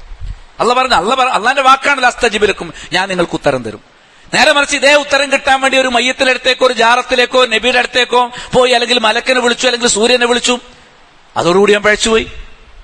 അള്ളാഹുവിനെ വിളിച്ചാൽ ഉത്തരം തരും, അല്ലാത്തവർക്ക് ഉത്തരം കൊടുക്കുക അവരെ സ്വർഗത്തിലേക്ക് അള്ളാഹുവിന്റെ ബാധ്യതയല്ല. അള്ളാഹുവിനെ മാത്രം വിളിക്കണം. ഇന്നല്ലദീന യസ്തക്ബിറൂന അൻ ഇബാദതി, എന്നെ മാത്രം വിളിക്കുന്നതിനു പകരം, എന്നെ മാത്രം ആരാധിക്കുന്നതിന് പകരം അഹങ്കാരം കാണിച്ച് സൃഷ്ടികളെ ആരാധിച്ചാൽ, സൃഷ്ടികളെ വിളിച്ചു പ്രാർത്ഥിച്ചാൽ, വലിയനെ ആണെങ്കിലും ശൈഖനെ ആണെങ്കിലും വിഗ്രഹങ്ങളെ ആണെങ്കിലും ദൈവങ്ങളെ ആണെങ്കിലും അള്ളാഹു അല്ലാത്ത ആരെ വിളിച്ചാലും സയദ്ഖുലൂന ജഹന്നമ ദാഖിരീൻ, നിന്ദ്യരായി അവർ നരകത്തിൽ പ്രവേശിക്കും. 40-ാമത്തെ സൂറത്ത്, സൂറ ഗാഫിറിൽ 60-ാമത്തെ ആയത്ത്. ഈ ആയത്ത് തെളിവായി ഓതിക്കൊണ്ട് നബി സല്ലല്ലാഹു അലൈഹി വസല്ലം പഠിപ്പിച്ചു. നുഅ്മാൻ ബിൻ ബഷീർ റളിയല്ലാഹു അൻഹു സ്വഹാബി പറയാണ്, നബി പഠിപ്പിച്ചു, ഈ ആയത്ത് ഓതിയിട്ട് നബി പഠിപ്പിച്ചു, അദ്ദുആഉ ഹുവൽ ഇബാദ, പ്രാർത്ഥന അത് തന്നെയാണ് ആരാധന. അതുകൊണ്ട് അല്ലാഹുവേ എന്ന് വിളിക്കണം, അല്ലാതെ മമ്പർന്നങ്ങളെ എന്ന് വിളിക്കരുത്, ബദരീങ്ങളെ എന്ന് വിളിക്കരുത്, CM-നെ വിളിക്കരുത്, മനമ്പത്തടിഞ്ഞ ബീവിയെ വിളിക്കരുത്, ഭീമാപ്പള്ളി ഉമ്മച്ചായ വിളിക്കരുത്, ഉള്ളാള തങ്ങളെ വിളിക്കരുത്. പണ്ഡിതന്മാരും നബിമാരും ഔലിയാക്കളും ഒക്കെ ആണെങ്കിൽ അവരെ ആദരിക്കണം, ബഹുമാനിക്കണം. പ്രമാണങ്ങൾക്കനുസരിച്ചാണ് അവരുടെ ജീവിതമെങ്കിൽ അവരെ അനുസരിക്കണം. എന്നതിലപ്പുറത്ത് ആരാധനയോ പ്രാർത്ഥനയോ ഒരു സന്ദർഭത്തിലും സൃഷ്ടികൾക്ക് കൊടുക്കാൻ പാടില്ല എന്നുള്ളതാണ് ഇസ്ലാമിന്റെ ആത്മാവും ഇസ്ലാമിന്റെ ആധാരവും. അദ്ദുആഉ ഹുവൽ ഇബാദ, പ്രാർത്ഥന അതുതന്നെയാണ് ആരാധന. 72-ാമത്തെ സൂറത്ത്, സൂറത്തുൽ ജിന്നിലെ 18-ാമത്തെ ആയത്തിലൂടെ അള്ളാഹു പഠിപ്പിച്ചു, ഖുൽ, പറഞ്ഞു കൊടുക്കണം നബിയെ, ഇന്നമാ അദൂ റബ്ബി, ഞാൻ എന്റെ റബ്ബിനോട് മാത്രമേ പ്രാർത്ഥിക്കൂ. ഒരാൾ മൊയ്തീൻ ശൈഖ് എന്ന് വിളിച്ചാൽ അവന്റെ ദീന് പോയി, അവൻ ഇസ്ലാമെന്ന് പോയി, വെള്ളത്തിൽ മുങ്ങിയവനെ പോലെ മരിച്ചുപോയി. അവൻ അതിൽ നിന്ന് നീന്തി കരപറ്റിയാൽ രക്ഷപ്പെടുള്ളൂ, ഇസ്ലാമിലേക്ക് വരുള്ളൂ. അതുകൊണ്ട് അള്ളാഹുവിനെ മാത്രം വിളിക്കണം. ഖുൽ ഇന്നമാ, ഇന്നമാ എന്നുള്ള വാക്കിന് അറബിയിൽ ഹസ്ർ എന്ന് പറയും, പരിമിതപ്പെടുത്താം. ഒരു വാചകത്തിന് മുന്നിൽ ഇന്നമാ എന്ന് പറഞ്ഞാൽ ആ പറയുന്ന കാര്യം മാത്രമേ ആകാവൂന്ന. ഇന്നമാ അതൂ എന്ന് പറഞ്ഞാൽ പ്രാർത്ഥന ഇന്ന ആൾക്ക് മാത്രമേ നൽകാവൂ. ആർക്ക്? റബ്ബി, എന്റെ റബ്ബിന്. എന്റെ റബ്ബിന് മാത്രമേ പ്രാർത്ഥന നൽകാവൂന്നാണ് ഇന്നമാ അതൂ റബ്ബി. ഇന്നമാ എന്നുള്ളത് അതിനുവേണ്ടി അറബി ഭാഷ പഠിക്കുന്നവർക്കറിയാം. ഇന്നമാ എന്ന് പറഞ്ഞാൽ മാത്രം. അതൂ, ഞാൻ പ്രാർത്ഥിക്കുന്നത് ആർക്ക് മാത്രമാണ്? റബ്ബി, എന്റെ റബ്ബിനോട്, അള്ളാഹുവോട് മാത്രമാണ്. എന്നെ സൃഷ്ടിച്ചവൻ, ലോകത്തെ സൃഷ്ടിച്ചവൻ, പൂർവികരെ സൃഷ്ടിച്ചവൻ. നമ്മൾ മുഹമ്മദ് നബിയുടെ ദൈവത്തെ ആരാധിക്കണം എന്നല്ല പറയുന്നത്. ഇവിടെയുള്ള ആരും, ഏത് മതസ്ഥനാണെങ്കിലും അവനെയൊക്കെ ആരാണ് അവരുടെ മാതാക്കളുടെ ഗർഭാശയങ്ങളിലൂടെ ഒരു മനുഷ്യക്കുഞ്ഞായി ഈ ഭൂമിയിലേക്ക് കൊണ്ടുവന്നത്? ആ റബ്ബിനെ ആരാധിക്കണം, അള്ളാഹുവിനെ ആരാധിക്കണം. ഖുൽ ഇന്നമാ അദൂ റബ്ബി വലാ ഉശ്രികു ബിഹി അഹദാ. ആ അള്ളാഹുവിൽ ഞാൻ ഒരാളെയും പങ്കു ചേർക്കയില്ല. പങ്കു ചേർത്താലോ നേരത്തെ ഞാൻ പറഞ്ഞു അവന്റെ അമലുകൾ അല്ലാഹു സ്വീകരിക്കൂല. മാത്രവുമല്ല അള്ളാഹു പറഞ്ഞു ഇന്നഹു മൻ യുശ്രിക് ബില്ലാഹ്. ഈസാ നബി ആരാധിക്കുന്ന ജനതയെ കുറിച്ച് സംസാരിക്കുന്നിടത്ത് ഖുർആൻ സൂറത്തുൽ മാഇദയിൽ 72-ാമത്തെ ആയത്ത്, 5-ാമത്തെ സൂറത്തിന്റെ 72-ാമത്തെ ആയത്തിൽ അള്ളാഹു പറഞ്ഞു ഇന്നഹു മൻ യുശ്രിക് ബില്ലാഹ്. ആരെങ്കിലും അള്ളാഹുവിൽ പങ്കു ചേർത്താൽ ഫഖദ് ഹറമല്ലാഹു അലൈഹിൽ ജന്ന. അള്ളാഹുവിന് സ്വർഗം ഹറാമാക്കി. വമഅവാഹുന്നാർ. അവന്റെ സങ്കേതം നരകമാണ്. വമാ ലിൽസാലിമീന മിൻ അൻസാർ. ശിർക്കാകുന്ന ളുൽമ്, അനീതി പ്രവർത്തിക്കുന്നവരെ സഹായിക്കാൻ ആരുമില്ല. ശൈഖില്ല, വലിയില്ല, ദൈവമില്ല, ജാറത്തിൽ മറമാടപ്പെട്ടവനില്ല, ബീബിയില്ല, സിദ്ധനില്ല, ആരുമില്ല. അള്ളാഹുവിന്റെ നഫ്സി നഫ്സി നഫ്സി ഒറ്റയ്ക്കൊറ്റയ്ക്ക് നിൽക്കേണ്ടി വരും. അതുകൊണ്ട് തൗഹീദാണ് നമ്മുടെ ജീവിതത്തിൽ അനിവാര്യമായ ഘടകം. തൗഹീദ് നിലനിർത്തൽ സുപ്രധാനമായ ഒരു വിഷയമാണ്. തൗഹീദിൽ നിന്ന് എപ്പോ പിഴച്ചാൽ ഇസ്ലാമെന്ന് പോയി. ഇസ്ലാമിലായിരിക്കണമെങ്കിൽ, സ്വർഗത്തിലേക്കുള്ള വാഹനത്തിലായിരിക്കണമെങ്കിൽ തൗഹീദിൽ തന്നെ ആയിരിക്കണം. തൗഹീദോടുകൂടി ജീവിതത്തിൽ ബന്ധപ്പെടുക എന്ന് പറഞ്ഞാൽ തൗഹീദ് നിലനിർത്താനാണ് അള്ളാഹു ഇബാദത്തുകൾ വെച്ചത്. നിസ്കാരം അതിലൊന്നാമത്തെ നിസ്കാരമാണ്. തൗഹീദ് ഇല്ലാത്ത ഒരാൾ ഇസ്ലാമിൽ നിന്ന് പുറത്തു പോകുന്നത് പോലെ നിസ്കരിക്കാത്ത ഒരാൾ ഇസ്ലാമിൽ നിന്ന് പുറത്താ മുസ്ലിമായിട്ട് കാര്യമില്ല. മുസ്ലിമും കാഫറും തമ്മിലുള്ള പ്രത്യക്ഷമായ വ്യത്യാസം നിസ്കാരമാണ് എന്ന് നബി സല്ലല്ലാഹു അലൈഹി വസല്ലം പറഞ്ഞു. അതുകൊണ്ട് നിസ്കാരമില്ലാത്തവൻ അവൻ തൗഹീദുള്ളവനാണെങ്കിലും നിസ്കാരമില്ലാത്തവൻ കാഫറാണ്. കാരണം തൗഹീദ് യഥാർത്ഥ രൂപത്തിൽ അവന്റെ ഉള്ളിൽ പ്രവേശിച്ചിട്ടില്ല. ഉണ്ടെങ്കിൽ അവൻ നിസ്കരിക്കാതിരിക്കാൻ പറ്റില്ല. 5 നേരം നിസ്കരിക്കണം. പുരുഷന്മാർ പള്ളിയിൽ വന്നിട്ട് നിസ്കരിക്കേണ്ടത്. യാത്രകളിലാണ് അവർക്ക് ഇളവുള്ളത്. ആരോഗ്യപരമായ കാരണങ്ങൾ, കാലാവസ്ഥാ പ്രാതികൂല്യങ്ങൾ, ഇതാണ് പള്ളിയിലേക്ക് വരാതിരിക്കാൻ പുരുഷന്മാർക്ക് ഇളവുള്ളത്. സ്ത്രീകളെ സംബന്ധിച്ചിടത്തോളം അവർക്ക് വീട്ടിലോ പള്ളിയിലോ നിസ്കരിക്കാം. ഇസ്ലാമിൽ അനുവാദമുണ്ട്. എന്നാൽ പള്ളിയിൽ വന്ന് നിസ്കരിക്കുക എന്നുള്ളത് വാജിബായ ഒരു സംഗതിയാണ്. മനസ്സിലായില്ലേ?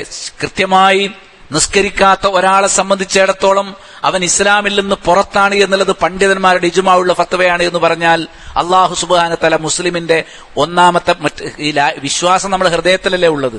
കർമ്മത്തിലുള്ള വിശ്വാസമാണ് നിസ്കാരം. നിസ്കാരം ഒരു വിശ്വാസത്തിന്റെ പ്രകടന. കാരണം നിസ്കാരം പാഴാക്കില്ല, അല്ല നുളിയ ഈമാനക്കുന്ന ഖുർആൻ പറഞ്ഞത്. നിങ്ങളുടെ നിസ്കാരം ഞാൻ പാഴാക്കില്ല, അത് ഈമാനാണ്. ഈമാനിന്റെ പ്രത്യക്ഷമായ അടയാളം കൃത്യമായ നിസ്കാരം. അത് മുസ്ലിം ഉമ്മത്ത് ജമാഅത്തായിട്ട് നിസ്കരിക്കണം. നിസ്കരിക്കാൻ സൗകര്യം ഉണ്ടെങ്കിൽ ഞാൻ നിസ്കരിച്ചാൽ പോരെ, പള്ളിയിൽ തന്നെ പോകേണ്ടതില്ലെന്ന് ശൈത്താൻ നമ്മളെ തടയും. അങ്ങനെ അതിൽ അലംഭാവം കാണിക്കുന്ന ആളുകൾ, മാത്രമല്ല നിസ്കാരം ഉപേക്ഷിക്കാൻ മടിയില്ലാത്ത ആളുകൾ നമ്മുടെ രാജ്യം വളരെ അപകടകരമായ സംഗതിയാണ്. ഒരാൾ നിസ്കാരം ഇങ്ങനെ ഉപേക്ഷിച്ചു പോകാന്നാൽ അള്ളാഹുവിനോടുള്ള ബന്ധം ഇങ്ങനെ മുറിച്ചു പോകാന്ന അവസാനം മരിക്കുമ്പോഴേക്ക് അള്ളാഹുമായിട്ടുള്ള ബന്ധം മുഴുവൻ മുറിയും. ഒന്നുകിൽ യുക്തിവാദിയായി പോകും, അല്ലെങ്കിൽ ഹദീസ് നിഷേധിയായി പോകും, അവസാനം നരകത്തിലേക്ക് പോകും. അത്രയും കാലം നമ്മൾ മുസ്ലിമായി ജീവിച്ചിട്ടും കാര്യമില്ല. വെള്ളത്തിൽ വീണ മാതിരിയാ. വെള്ളത്തിൽ വീണ ഒരാൾ നീന്തിയാലേ രക്ഷപ്പെടുള്ളൂ. അയാൾ കുറെ നീന്തി, കര പറ്റുന്നവരെ നീന്തി, കര എത്താൻ നേരത്തെ അയാൾ വിചാരിച്ചു ഇത്രയും കാലം ഞാൻ നീന്തിയില്ലേ, ഇനി നീന്തൽ നിർത്തട്ടെ ചന്താരിക അവസ്ഥ. ഇത്രയും കാലം നീന്തി എന്നുള്ളതുകൊണ്ട് അയാൾ കരയിലെത്തൂല, അയാളങ്ങ് മുങ്ങിപ്പോവും. കരയിലെത്തുന്നവരെ നീന്തണം. മരണം വരെ തൗഹീദ് വേണം. മരിക്കുന്നവരെ തൗഹീദിൽ ജീവിച്ചിട്ടും മരിക്കാൻ കാലത്ത് അത് നമ്മൾ ഉപേക്ഷിച്ച് കളഞ്ഞാൽ തീർച്ചയായും നമ്മൾ അനശ്വരമായ നരകത്തിലേക്കായിരിക്കും പതിക്കുക എന്ന് മനസ്സിലാക്കണം. അല്ലേ?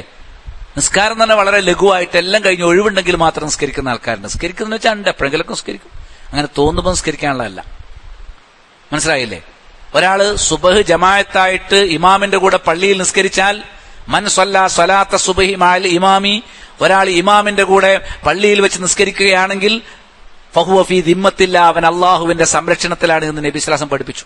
അപ്പൊ സുബഹ് ജമാഅത്ത് പാഴാക്കിയാൽ, നിസ്കാരമല്ല ജമാഅത്തായിട്ട് നിസ്കരിക്കുന്നതിനെ കുറിച്ചാണ് പറഞ്ഞത്, പുരുഷന്മാർ പാഴാക്കിയാൽ അള്ളാഹുവിന്റെ സംരക്ഷണത്തിന്റെ ആ ബാധ്യത അള്ളാഹു ഒഴിഞ്ഞു. അപ്പൊ അവിടെ മുതൽ തുടങ്ങണം. ഹാഫിളു അല സ്വലവാത്തി വസ്സലാത്തുൽ വുസ്ത, എല്ലാ നിസ്കാരങ്ങളും കൃത്യമായി നിർവഹിക്കണം, പ്രത്യേകിച്ചും അസർ നിസ്കാരം. അപ്പൊ എല്ലാ നിസ്കാരങ്ങളും പ്രത്യേകം സൂക്ഷിക്കാൻ വേണ്ടി പഠിപ്പിച്ചു. അത് അതിന്റെ സമയത്ത് നിസ്കരിക്കണം. അത് സ്വല്ലു കമാ റഅയ്തുമൂനി ഉസല്ലി, എന്നോട് എങ്ങനെ നിസ്കരിക്കാൻ കൽപ്പിച്ചു അങ്ങനെ നിസ്കരിക്കണം. നബിയോട് ജമാഅത്തായിട്ട് നിസ്കരിക്കാനാണ് കൽപ്പിച്ചത്. അതിന്റെ തക്ബീറത്തുൽ ഇഹ്റാം മുതൽ സലാം വിട്ടുന്നത് വരെ എങ്ങനെ ആയിരിക്കണമെന്നത് സ്വഹീഹായ പ്രമാണങ്ങളിലൂടെ നമ്മൾ പഠിച്ചു മനസ്സിലാക്കിയിട്ട് അതനുസരിച്ച് അതിന് പഠിക്കണം. പഠിക്കാനുള്ള അവസരങ്ങൾ ഉപയോഗപ്പെടുത്തണം. അള്ളാഹുവിന്റെ പള്ളിയിൽ നമ്മൾ ഒരുമിച്ച് കൂടി അള്ളാഹുവിന്റെ ദീനും ആശയവും ഖുർആനും നമ്മൾ ചർച്ച ചെയ്തു. അങ്ങനെയാണെങ്കിൽ നമ്മുടെ ഈ സദസ്സിലേക്ക് മലക്കുകൾ വന്നിറങ്ങും. നസലത്ത് അലൈഹിമുൽ മലായിക, അള്ളാഹ് അതിലെ മലക്കുകൾ വന്നിറങ്ങുമെന്ന് നബി സല്ലല്ലാഹു പഠിപ്പിച്ചു. റഹ്മത്ത് ഇറങ്ങുമെന്ന് പഠിപ്പിച്ചു. കാരുണ്യം അവരെ പൊതിയുമെന്ന് പഠിപ്പിച്ചു. അവർക്ക് വേണ്ടി പരിസരത്തുള്ള അരിച്ചിറങ്ങുന്ന ഉറുമ്പുകൾ, മാളത്തിലെ ഉറുമ്പുകളും ജലാശയത്തിലെ മത്സ്യങ്ങളും ദീന് പഠിക്കാൻ വേണ്ടി ഇരിക്കുന്ന ആളുകൾക്ക് അള്ളാഹുവിന്റെ പാപങ്ങളൊക്കെ പുറത്തു കൊടുക്കണമെന്ന് പ്രാർത്ഥിക്കുക. ആത്മാർത്ഥമായിട്ട് സ്വർഗത്തിലെത്താനുള്ള ആദർശം പഠിക്കുന്ന ആളുകൾ ഇങ്ങനെ പള്ളിയിൽ ഒരുമിച്ച് കൂടി പഠിക്കുന്നവർക്ക് വേണ്ടി പ്രാർത്ഥിക്കും. എല്ലാറ്റിലും ഉപരി ആദ്യം തന്നെ റസൂലുള്ളാഹി പറഞ്ഞത് സഹലല്ലാഹു ലഹു ത്വരീഖൻ ഇലൽ ജന്ന, ദീന് പഠിക്കുന്ന ആളുകൾക്ക് സ്വർഗത്തിലേക്ക് ഒരു വഴി എളുപ്പമാക്കി കൊടുക്കും. ദീന് പഠിക്കാൻ മനസ്സില്ലാത്ത ആളുകൾക്ക് സ്വർഗത്തിലേക്കുള്ള വഴിയല്ല എളുപ്പമാവുക, നരകത്തിലേക്കുള്ള വഴിയാണ് എളുപ്പമാവുക. അതുകൊണ്ട് ദീന് പഠിക്കണം. 178 മണിക്കൂർ ഒരു ആഴ്ചയിലുണ്ടെങ്കിൽ അതിലൊരു മണിക്കൂറെങ്കിലും ദീന് പഠിക്കാൻ മനസ്സറിഞ്ഞാൽ നമ്മളെ സ്വർഗം തീരുമാനിക്കേണ്ട വിഷയമാണ്. അലംഭാവം കാണിക്കാതെ, അതുപോലെ ജുമുഅക്ക് കൃത്യമായിട്ട് പങ്കെടുക്കുക, നമ്മൾ മനസ്സിലാക്കുന്ന ഉപദേശങ്ങൾ ശ്രദ്ധിച്ചു കേൾക്കുക. ഇങ്ങനെയല്ലാതെ ദീനിന്റെ ഓരോ വിഷയങ്ങളും നമ്മുടെ ഹൃദയത്തിലേക്ക് വരാൻ കുറുക്കുവഴികളൊന്നുമില്ല. ഇങ്ങനെ പഠിക്കുന്നവർക്ക് വലിയ വലിയ നേട്ടം. അറിവുള്ളവനും അറിവില്ലാത്തവനും സമമല്ല. അറിവുള്ള ആളുകളുടെ പദവികൾ അല്ലാഹു ഉയർത്തും. അവർക്ക് വേണ്ടി മലക്കുകൾ അവരുടെ ചിറകുകൾ താഴ്ത്തിവെക്കും. അറിവുള്ളവർക്ക് വലിയ സ്ഥാനം. അതിന് ദീന് പഠിക്കുന്നത് പണ്ഡിതന്മാരെ കുറിച്ച് മാത്രമല്ല, ദീൻ പഠിച്ച് സ്വർഗത്തിലെത്താൻ വേണ്ടി പ്രയത്നം നടത്തുന്ന, ഇഖ്ലാസുള്ള ആത്മാർത്ഥതയോടെ ജീവിതം നയിക്കുന്ന, മറ്റുള്ളവരോട് പകവെച്ച് പുലർത്താത്ത, സഹജീവികളോട് കാരുണ്യം കാണിക്കുന്ന, എല്ലാറ്റിലും ഉപരി ആദ്യമായി ലാ ഇലാഹ ഇല്ലല്ലാഹ് അടിയുറച്ച് വിശ്വസിക്കുന്ന ആളുകൾക്ക് അള്ളാഹുവിന്റെ കൽപ്പനകൾ അനുസരിക്കുകയും അള്ളാഹുവിന്റെ വിലക്കുകൾ ഒഴിവാക്കുകയും ചെയ്യുന്ന ആളുകൾക്ക് അള്ളാഹു ഒരുക്കി വെച്ചിരിക്കുന്ന നേട്ടങ്ങളാണ് ഈ പറഞ്ഞിരിക്കുന്നത്. അള്ളാഹു ആ കൂട്ടത്തിൽ നമ്മെ ഉൾപ്പെടുത്തുമാറാകട്ടെ. അള്ളാഹു ഒരാൾക്ക് ദുനിയാവിൽ നന്മ കൊടുക്കാൻ, നല്ലത് കൊടുക്കാൻ തീരുമാനിച്ചാൽ വലിയ വീടോ ബംഗ്ലാവോ വാഹനമോ ഒന്നും അല്ല കൊടുക്കുക. എന്താ കൊടുക്കാൻ അറിയാം? മൻ യുരിദില്ലാഹു ഖൈറൻ യുഫഖിഹു ഫിദ്ദീൻ. ദീനിനെ കുറിച്ച്, ഇസ്ലാമിനെ കുറിച്ച് നല്ല കൃത്യമായ അറിവ് കൊടുക്കും. അവൻ മുസ്ലിമായിട്ട് ജീവിക്കും. അവൻ തൗഹീദിൽ തെറ്റൂല, അവൻ സുന്നത്തിൽ തെറ്റിയിട്ട് ബിദ്അത്തിലേക്ക് പോവുകയില്ല, ഹറാമുകൾ പ്രവർത്തിക്കുകയില്ല. അഥവാ തെറ്റിപ്പോയാലോ അവൻ തൗബ ചെയ്ത് തിരിച്ചു വരും, അള്ളാഹുവിലേക്ക് മടങ്ങും. അള്ളാഹുവോട് മാത്രം പ്രാർത്ഥിച്ചുകൊണ്ട് അവന്റെ ജീവിതം മുന്നോട്ട് പോകും. നമ്മളിന്നൊരു കല്ല്, ഇപ്പൊ ഞായറാഴ്ചയാണ്, ഒരു കല്യാണം ഉണ്ടെങ്കിൽ ചിലർ ലോഹർ സ്കരിച്ചിട്ടുണ്ടാവില്ല, ലോഹർ അസറൊന്നും സ്കരിച്ചിട്ടുണ്ടാവില്ല. മനസ്സിലായില്ലേ? വീട്ടിലെ സ്ത്രീകളൊക്കെ അസ്രവാൻ കൊടുത്താൽ ലോഹർ സ്കരിക്കാൻ പോകാം. വളരെ തെറ്റാണ്. ആണാണെങ്കിലും പെണ്ണാണെങ്കിലും സമയത്ത് നിസ്കരിക്കണം. ലോഹർ വാങ് കൊടുത്താൽ ആ സമയത്ത് ഏർപ്പാടുകളൊക്കെ നിർത്തി നിസ്കരിക്കണം. കാരണം നമ്മുടെ ഏർപ്പാടുകളൊക്കെ മുന്നോട്ട് പോയി അതിന്റെ നേട്ടങ്ങൾ അള്ളാഹു തരേണ്ടതാണ്. അള്ളാഹുവിനെ മറന്നുകൊണ്ടുപോയാൽ എന്തുകൊണ്ടും നമ്മുടെ മറ്റു ജീവിതം, ദുനിയാവ് കിട്ടാൻ വേണ്ടിയിട്ട് ഇബാദത്തുകൾ, നിസ്കാരങ്ങൾ ഉപേക്ഷിച്ച് കളഞ്ഞാൽ ദുനിയാവും കിട്ടൂല, നിസ്കാരവും ഉണ്ടാവില്ല. കാരണം ദുനിയാവ് തരേണ്ടത് അള്ളാഹുവാണ്. അള്ളാഹുവിൽ നിന്ന് അകന്നു പോകുന്ന ആൾക്ക് കൊടുക്കേണ്ട ബാധ്യത എന്താണ്? അപ്പൊ ദുനിയാവ് കിട്ടണമെങ്കിലും അതിനേക്കാൾ ഉപരി അനിവാര്യമായ പരലോകം കിട്ടണമെങ്കിലും അള്ളാഹുവിലേക്ക് നമ്മൾ മടങ്ങണം. ചില ആൾക്കാർ ഹോസ്പിറ്റലിൽ ആയി, അസുഖം വന്നു, അഡ്മിറ്റായി, ചികിത്സയിലാണ്. ചിലപ്പോൾ രോഗികളെ ശുശ്രൂഷിക്കാൻ നിൽക്കുന്നുണ്ടല്ലോ, അവരൊന്നും പിന്നെ പള്ളിയിൽ, പിന്നെ ഹോസ്പിറ്റലിൽ കഴിഞ്ഞ ഒരാഴ്ച കഴിഞ്ഞ് 10 ദിവസം കഴിഞ്ഞ് വീട്ടിലെത്തിയിട്ട് നിസ്കാരം തന്നെ തുടങ്ങുള്ളൂ. പെണ്ണുങ്ങൾക്ക് അയൽ വന്ന മാതിരിയാ ചില ആണുങ്ങൾ. ഹോസ്പിറ്റലിൽ കിടന്നാൽ പിന്നെ നിസ്കരിക്കൂല. തെറ്റാണ്. നേരെ മറിച്ച് എന്താണ്? പള്ളിയിലാണ്, ഹോസ്പിറ്റലിൽ നിസ്കരിക്കണം, പോകാൻ പറ്റില്ലേ? അതിനാണല്ലോ നിങ്ങൾക്ക് കിടന്ന് നിസ്കരിക്കാൻ, ഇരുന്ന് നിസ്കരിക്കാനൊക്കെ പെർമിഷൻ തന്നു. ഓതെടുക്കാൻ കഴിയാത്തവർക്ക്, തയമ്മും ചെയ്യാനും ഇളകാൻ പറ്റാത്തവർക്ക് ആംഗ്യം കാണിച്ചാലും മതി. അവിടെ നിസ്കാരം ഒരിക്കലും ഒഴിവാക്കരുത്. നമ്മളെ അമലുകളിൽ ഏറ്റവും ആദ്യം നിലനിർത്തുന്ന നിസ്കാരം, പരലോകത്തെ എന്നാൽ ആദ്യം വിചാരണ ചെയ്യുന്ന വിഷയം നിസ്കാരമാണ്. നിസ്കാരം ശരിയായവരോടാണ് ബാക്കിയുള്ള അമലുകളൊക്കെ നോക്കാൻ ശരിയായവരോടാണ് ബാക്കിയുള്ള അമല് നോക്കാൻ അള്ളാഹു പറയാം. നിസ്കാരം ശരിയായിട്ടില്ലെങ്കിൽ ബാക്കിയുള്ള അമലുകൾക്ക് പ്രസക്തിയില്ലാത്ത അവസ്ഥയാണ്. അതുകൊണ്ട് നിസ്കാരം നിസ്സാരമായിട്ട് നമ്മൾ എന്ത് ജോലി തിരക്കാണെങ്കിലും, എന്തു പ്രശ്നമാണെങ്കിലും, എന്തൊക്കെ തിരക്കുന്നതിനെ, ദുനിയാവ് അങ്ങനെ തിരക്കായിട്ട് ഇബ്ലീസ് തോന്നിപ്പിക്കുന്ന തിരക്കുന്നതിനെ നമ്മളെ ആവശ്യങ്ങൾക്ക് തിരക്കുന്നതല്ലേ. ചില ആൾക്കാർ തിരക്കുന്നതിനെ സോഷ്യൽ മീഡിയയിൽ സമയം ചെയ്ത് അതവന്റെ തിരക്ക്. ചിലർക്ക് ഇങ്ങനെ വെറുതെ കൂട്ടുകാരെ കൂടെ ഇങ്ങനെ വർത്താനം പറഞ്ഞ് കുറെ ഫോൺ വിളിക്കണം. അതിനൊക്കെ നമുക്ക് എന്ത് തിരക്കാണെങ്കിൽ സമയമുണ്ടല്ലോ. 2 മിനിറ്റ് നിസ്കരിക്കാൻ സമയം കിട്ടാത്ത. അപ്പൊ അത് ശൈത്താന്റെ ഇടപെടലാണ്. ഇന്നഹാല കബീറത്തുൻ ഇല്ലാ അലൽ ഖാശഈൻ. ഭക്തി ഇല്ലാത്തവർക്ക് മാത്രമാണ് നിസ്കാരം ഭാരമായി അനുഭവപ്പെടുക. അതുകൊണ്ട് നരകത്തെ പേടിക്കുന്ന, അതാണ് തഖ്വ. ഭക്തി തന്നെ നരകത്തെക്കുറിച്ചുള്ള പേടിയാണ്. നരകത്തെക്കുറിച്ച് നമ്മൾ നന്നായിട്ട് കേൾക്കണം, പഠിക്കണം. അത് സത്യമാണ്. അതിൽ നിന്ന് രക്ഷപ്പെടണം. അവിടെ ആരും ഉണ്ടാവില്ല, ഭാര്യയല്ല, ഭർത്താവില്ല. വത്തഖൂ യൗമൻ, ഒരു ദിവസത്തെ നിങ്ങൾ സൂക്ഷിക്കണം. ലാ തജ്സി നഫ്സുൻ അൻ നഫ്സിൻ ഷൈഅ. ഒരാളും മറ്റൊരാൾക്ക് ഒരു പ്രയോജനം ചെയ്യുകയില്ല. വാപ്പാനെ കൊണ്ട് മക്കൾക്കോ, മക്കളെ കൊണ്ട് വാപ്പാക്കോ ഉപകാരമില്ല. നേതാവിനെ കൊണ്ട് അനുയായികൾക്കോ, അനുയായികളെ കൊണ്ട് നേതാവിനോ ഉപകാരമില്ല. സഹോദരന്മാർ പരസ്പരം ഉപകാരപ്പെടൂല. അങ്ങനെ എല്ലാവരും നഫ്സി നഫ്സി എന്ന് പറയുന്ന ഒരു സമയമാണ്. അങ്ങനെയുള്ള ആരുടെയും ശുപാർശ പരിഗണിക്കൂല. അവിടെ പകരമായി ദുനിയാവിലൊന്നും ചെയ്യാതെ പോയിട്ട് ഇനി ഞാൻ കുറെ അമലുകൾ ചെയ്തോളാന്ന് പറഞ്ഞാൽ, ഇനി ഞാൻ കുറെ നിസ്കരിക്കാൻ, നോമ്പ് വിൽക്കാന്നൊക്കെ പറഞ്ഞാൽ അള്ളാഹു അവസരം തരൂല. അങ്ങനെ അമലുകൾക്കൊന്നും യാതൊരു പ്രസക്തിയും ഇല്ലാത്തൊരു ദിവസത്തെ നിങ്ങൾ സൂക്ഷിച്ചുകൊള്ളണം. ആരാരും സഹായം കിട്ടുകയില്ല.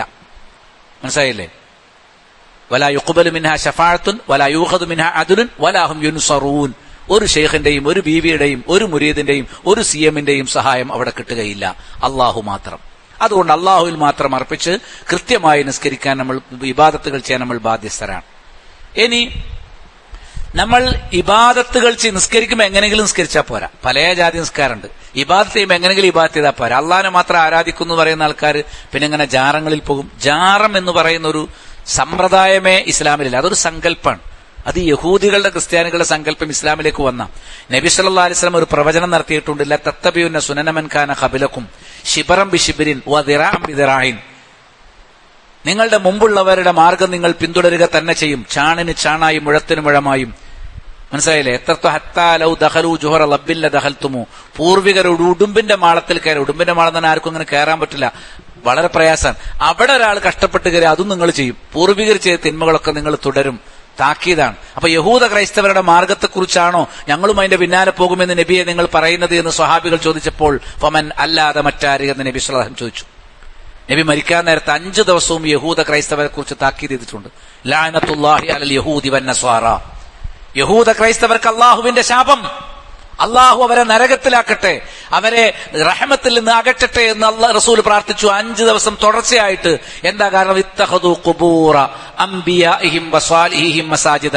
നബിമാരുടെയും പുണ്യവാന്മാരുടെയും ഖബറുകളെ സുജൂദിന്റെ കേന്ദ്രമാക്കി. അപ്പൊ ഖബറുകൾ ആരാധനയുടെ കേന്ദ്രമാക്കിയത് യഹൂദ ക്രൈസ്തവരാണ്. അതിനാ ജാറെന്ന് പറയാം, അതിനാണ് ദർഗ എന്ന് പറയാ.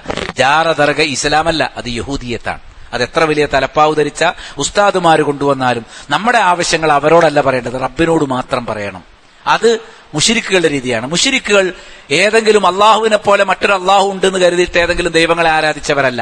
മഹാന്മാരെയാണ് അവർ ആരാധിച്ചത്, മലക്കുകളെയാണ് അവർ ആരാധിച്ചത്, ജിന്നുകളെയാണ് അവർ ആരാധിച്ചത്, അമ്പിയാക്കളെയാണ് അവർ ആരാധിച്ചത്. ഇബ്രാഹിം നബിയെയും ഇസ്മായിൽ നബിയെയുമാണ് അബൂജഹലും കൂട്ടരും ഒക്കെ ആരാധിച്ചത്.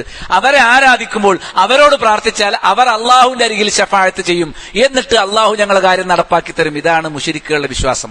വയഖൂലൂന ഹൗലായി ശുഫാഉനാ ഇൻദല്ലാഹ്. ഇവർ അള്ളാഹിനടുത്ത് ശഫാഅത്ത് ചെയ്യും എന്നാണ് വിശ്വസിച്ചത്. അതുകൊണ്ടാണ് പരലോകത്ത് നാളെ മുശ്രിക്കുകൾ ചെല്ലുമ്പോൾ അള്ളാഹു പറയും വമാ നറാ ശുഫാഅക്കും.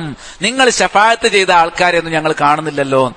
അപ്പൊ മൊയ്തീൻ ശൈഖ് ശഫാഅത്ത് ചെയ്യും, അബ്ദുൽ ഖാദർ ജീലാനി അല്ലെങ്കിൽ മുഹമ്മദ് നബി ശഫാഅത്ത് ചെയ്യും, മുനമ്പത്തടി നബി ശഫാഅത്ത് ചെയ്യും, ഓച്ചിറപ്പാപ്പ ശഫാഅത്ത് ചെയ്യും, ഭീമാപ്പള്ളി ഉമ്മച്ച ശഫാഅത്ത് ചെയ്യും എന്നൊക്കെ ആരെങ്കിലും വിശ്വസിച്ചാൽ, തൃത്താലയിലോ പട്ടാമ്പിയിലോ ഉള്ള ബീവിയോ ബാബയോ നമുക്ക് വേണ്ടി റബ്ബിന്റെ അരികിൽ ശഫാഅത്ത് ചെയ്യുമെന്ന് വിശ്വസിച്ചാൽ അള്ളാഹു പറഞ്ഞു വമാ നറാ ശുഫാഅക്കും.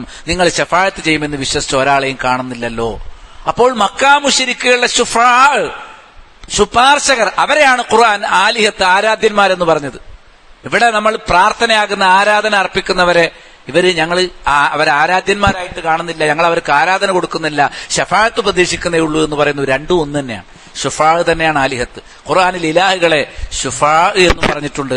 അതുകൊണ്ടാണ് നിങ്ങളുടെ ഇലാഹുകളെ കാണുന്നില്ലല്ലോ എന്ന് സൃഷ്ടിപൂജകരോട് പറയുമ്പോൾ വമാ നറാ ശുഫാഅക്കും എന്ന് അല്ലാഹു പറഞ്ഞു. നിങ്ങളുടെ ശുഫാക്കളെ ഇവിടെ കാണുന്നില്ലല്ലോ എന്ന് കൃത്യമായിട്ട് പറഞ്ഞു.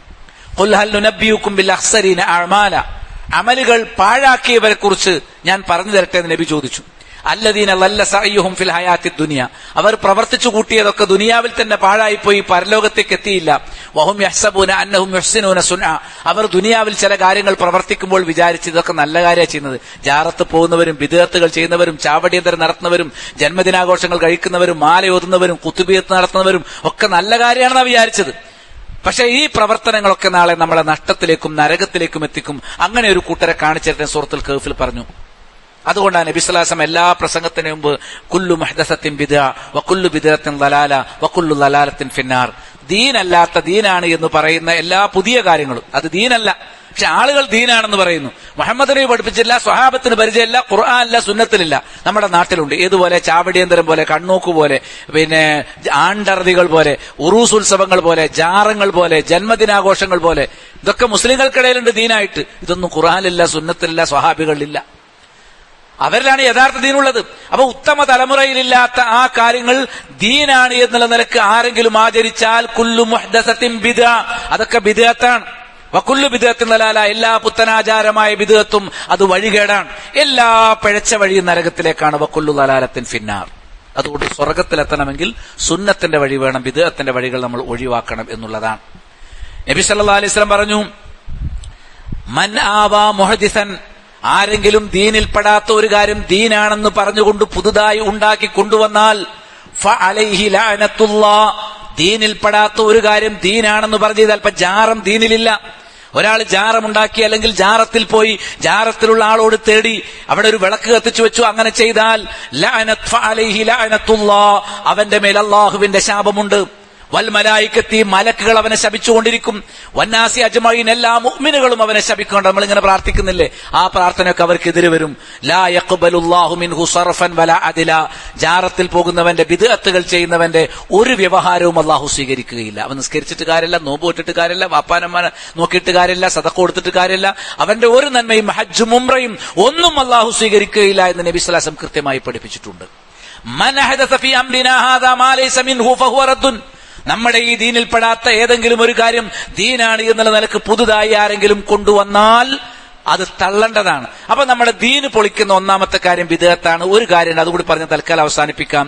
പിന്നെ കുറച്ച് കാര്യങ്ങൾ ഇൻഷാ അല്ലാഹ് നമ്മുടെ ജമാഅത്ത് കഴിഞ്ഞതിന് ശേഷം ഒരല്പസമയം കൂടി നമുക്കിരിക്കാം. രണ്ടാമത്തെ വിഷയം ഹവ, നമ്മളെ വഴിതെറ്റിക്കുന്ന രണ്ടാമത്തെ കാര്യം ഭൗതിക താല്പര്യങ്ങളാണ്.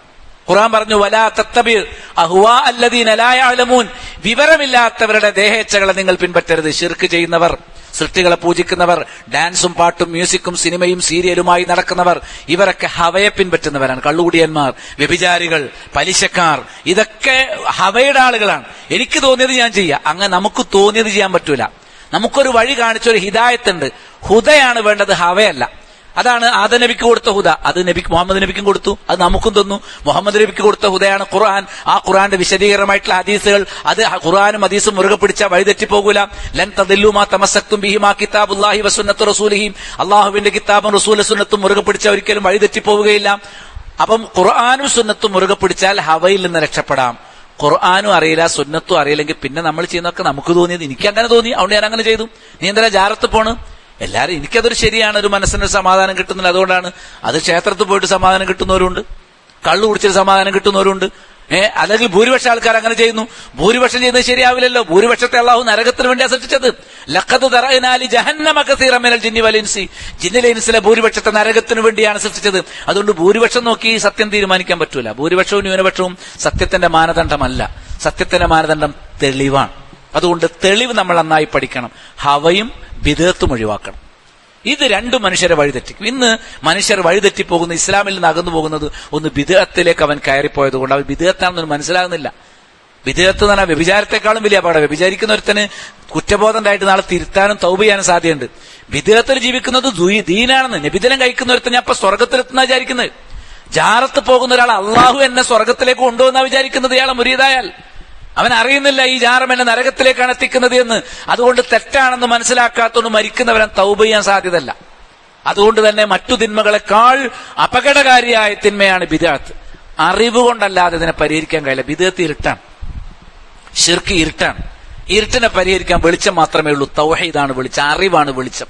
അതുകൊണ്ട് നന്നായിട്ട് നമ്മൾ പഠിക്കണം, നന്നായിട്ട് നമ്മൾ കേൾക്കണം. ഖുർആൻ ആയത്തുകൾ കേൾക്കണം.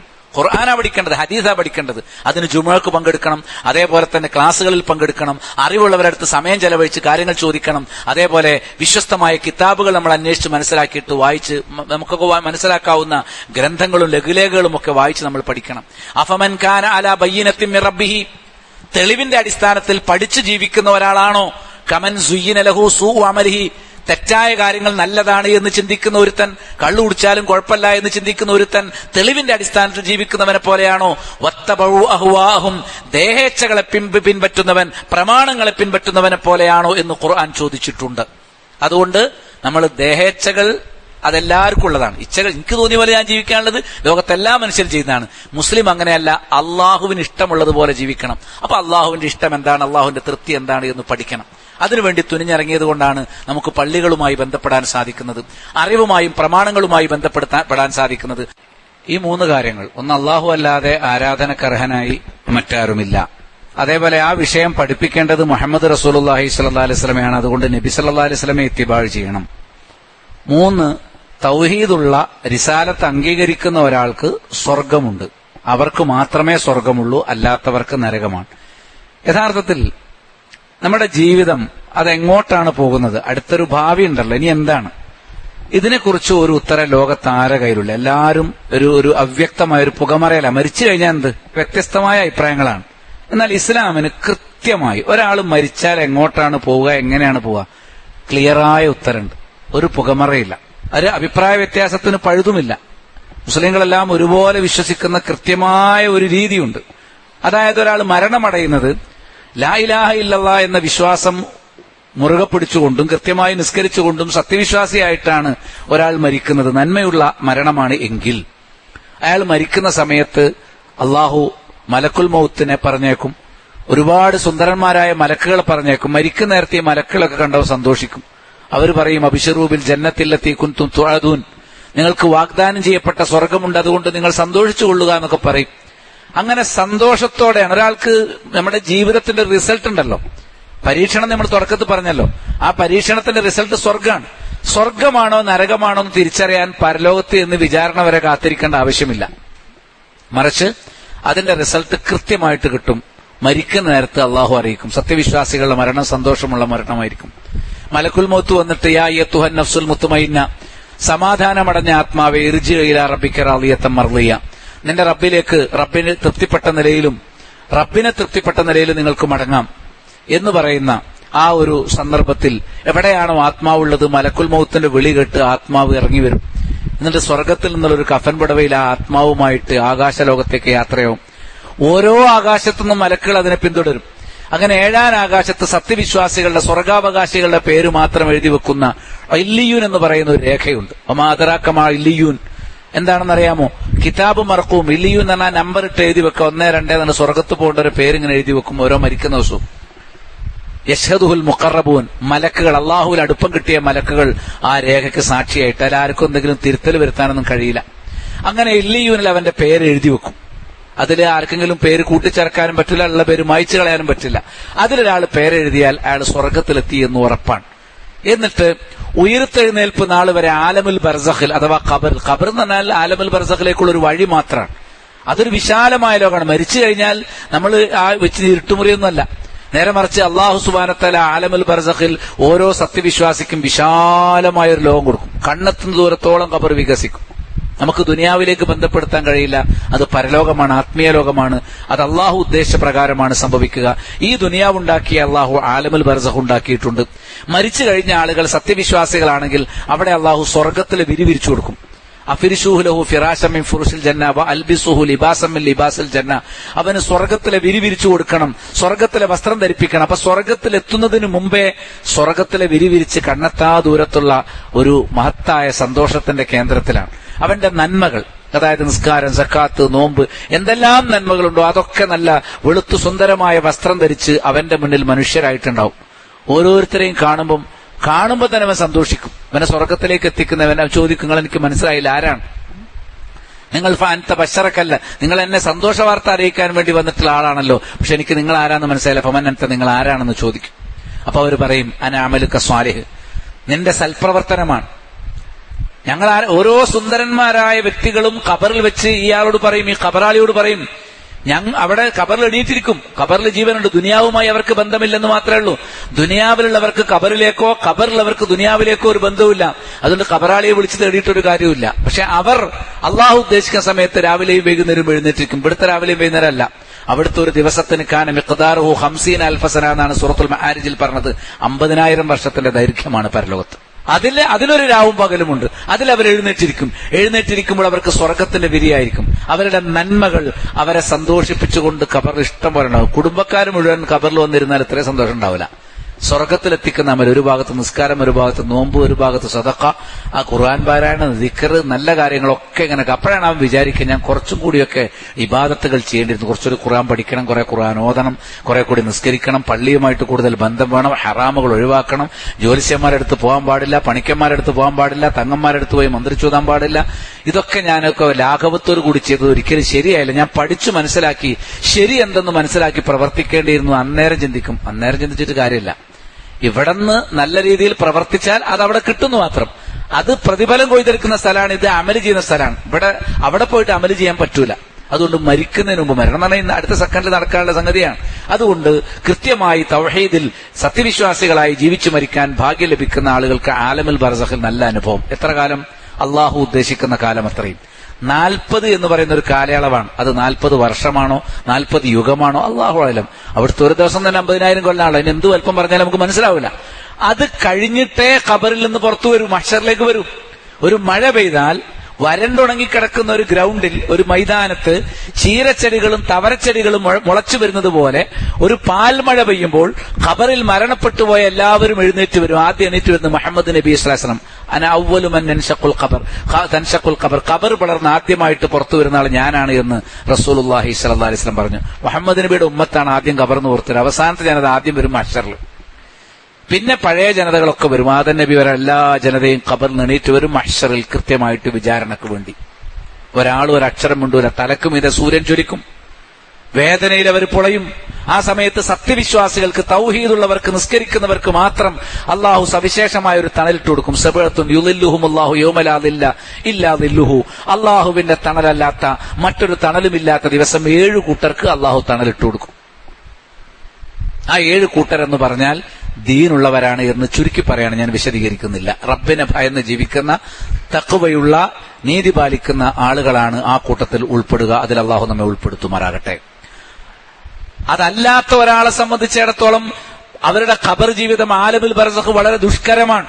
സത്യനിഷേധികളോ മുനാഫിക്കുകളോ കാഫിറുകളോ ഹറാമുകളും ശിർക്കുകളും ചെയ്യുന്നവരോ കള്ളുകുടിയും ചൂതാട്ടവും പലിശയുമായി ഒക്കെ നടക്കുന്നവരോ സൃഷ്ടിപൂജകരോ ഒക്കെ ആണെങ്കിൽ അവരുടെ ഖബർ എന്ന് പറഞ്ഞാൽ അത് തീ നിറഞ്ഞ ഖബറായിരിക്കും. തീയിന്റെ വിരിയ വിരിച്ചു കൊടുക്കുക. അവിടെ അവരുടെ തിന്മകൾ അവരെ ഭയപ്പെടുത്തുന്ന ഭീകര സത്വങ്ങളായിട്ടുണ്ട്. ഖബറിൽ ഇഷ്ടം പോലെ എല്ലാവരും ചെയ്ത് കൂട്ടിയ തിന്മകളാണ്. ഷിർക്കുണ്ട്, കുഫറുണ്ട്, കൊലപാതകമുണ്ട്, കള്ളുകുടിയുണ്ട്, വ്യഭിചാരമുണ്ട്, ഹറാമിൽ സമ്പാദിച്ചതുണ്ട്, ഗീബത്തുണ്ട്, നമീമത്ത്, പരദൂഷണം പറഞ്ഞതുണ്ട്, ആളുകളെ വഞ്ചിച്ചതുണ്ട്, കരിഞ്ചന്തയും പൂഴ്ത്തിയപ്പോൾ ഇതൊക്കെ ഖബറിൽ വന്നിട്ട് അവനെ ഭയപ്പെടുത്തും. തീക്കട്ടയാണ് അവന് വിരിച്ചു. രാവിലെ പിന്നെ എഴുന്നേറ്റ് തീയാണ്. ഇവിടെ തന്നെ അവസാനിച്ചെങ്കിൽ അവൻ പ്രാർത്ഥിച്ചു. പക്ഷെ അള്ളാഹു നിശ്ചയിച്ച ദിവസം വരെ ആലമുൽ ബർസഖിൽ രാവിലെയും വൈകുന്നേരവും എഴുന്നേറ്റ് ശിക്ഷ ഏറ്റുവാങ്ങണം. മനസ്സിലായി? 2 തവണ നാം തിന്മ പ്രവർത്തിക്കുന്നവരെ കാഫിറുകളെ ശിക്ഷിക്കും.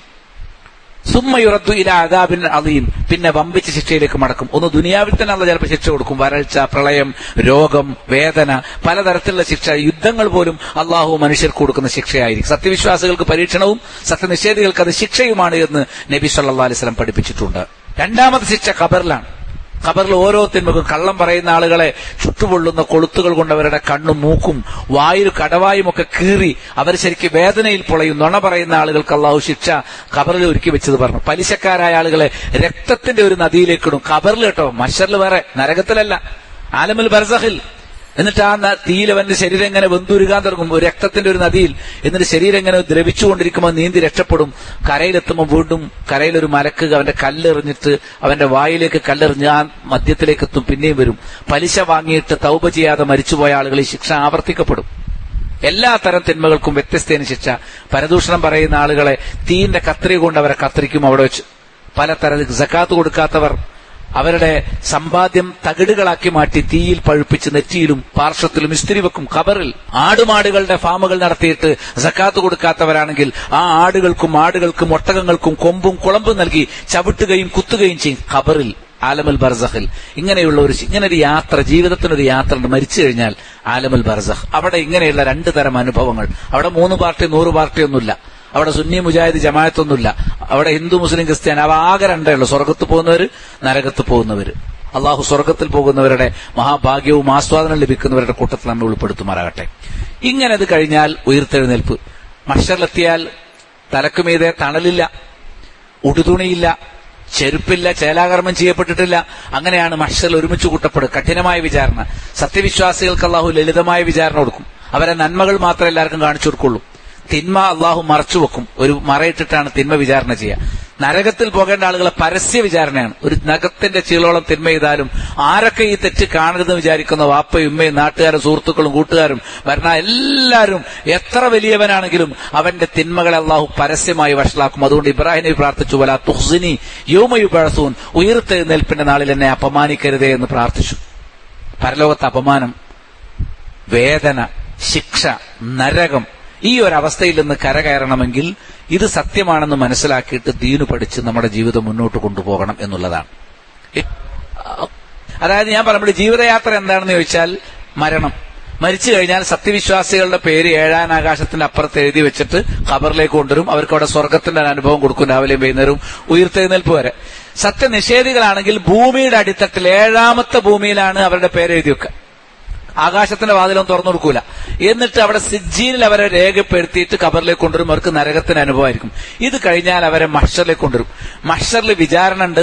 അവരുടെ കർമ്മങ്ങൾ തൂക്കും, അവരെ തൂക്കും.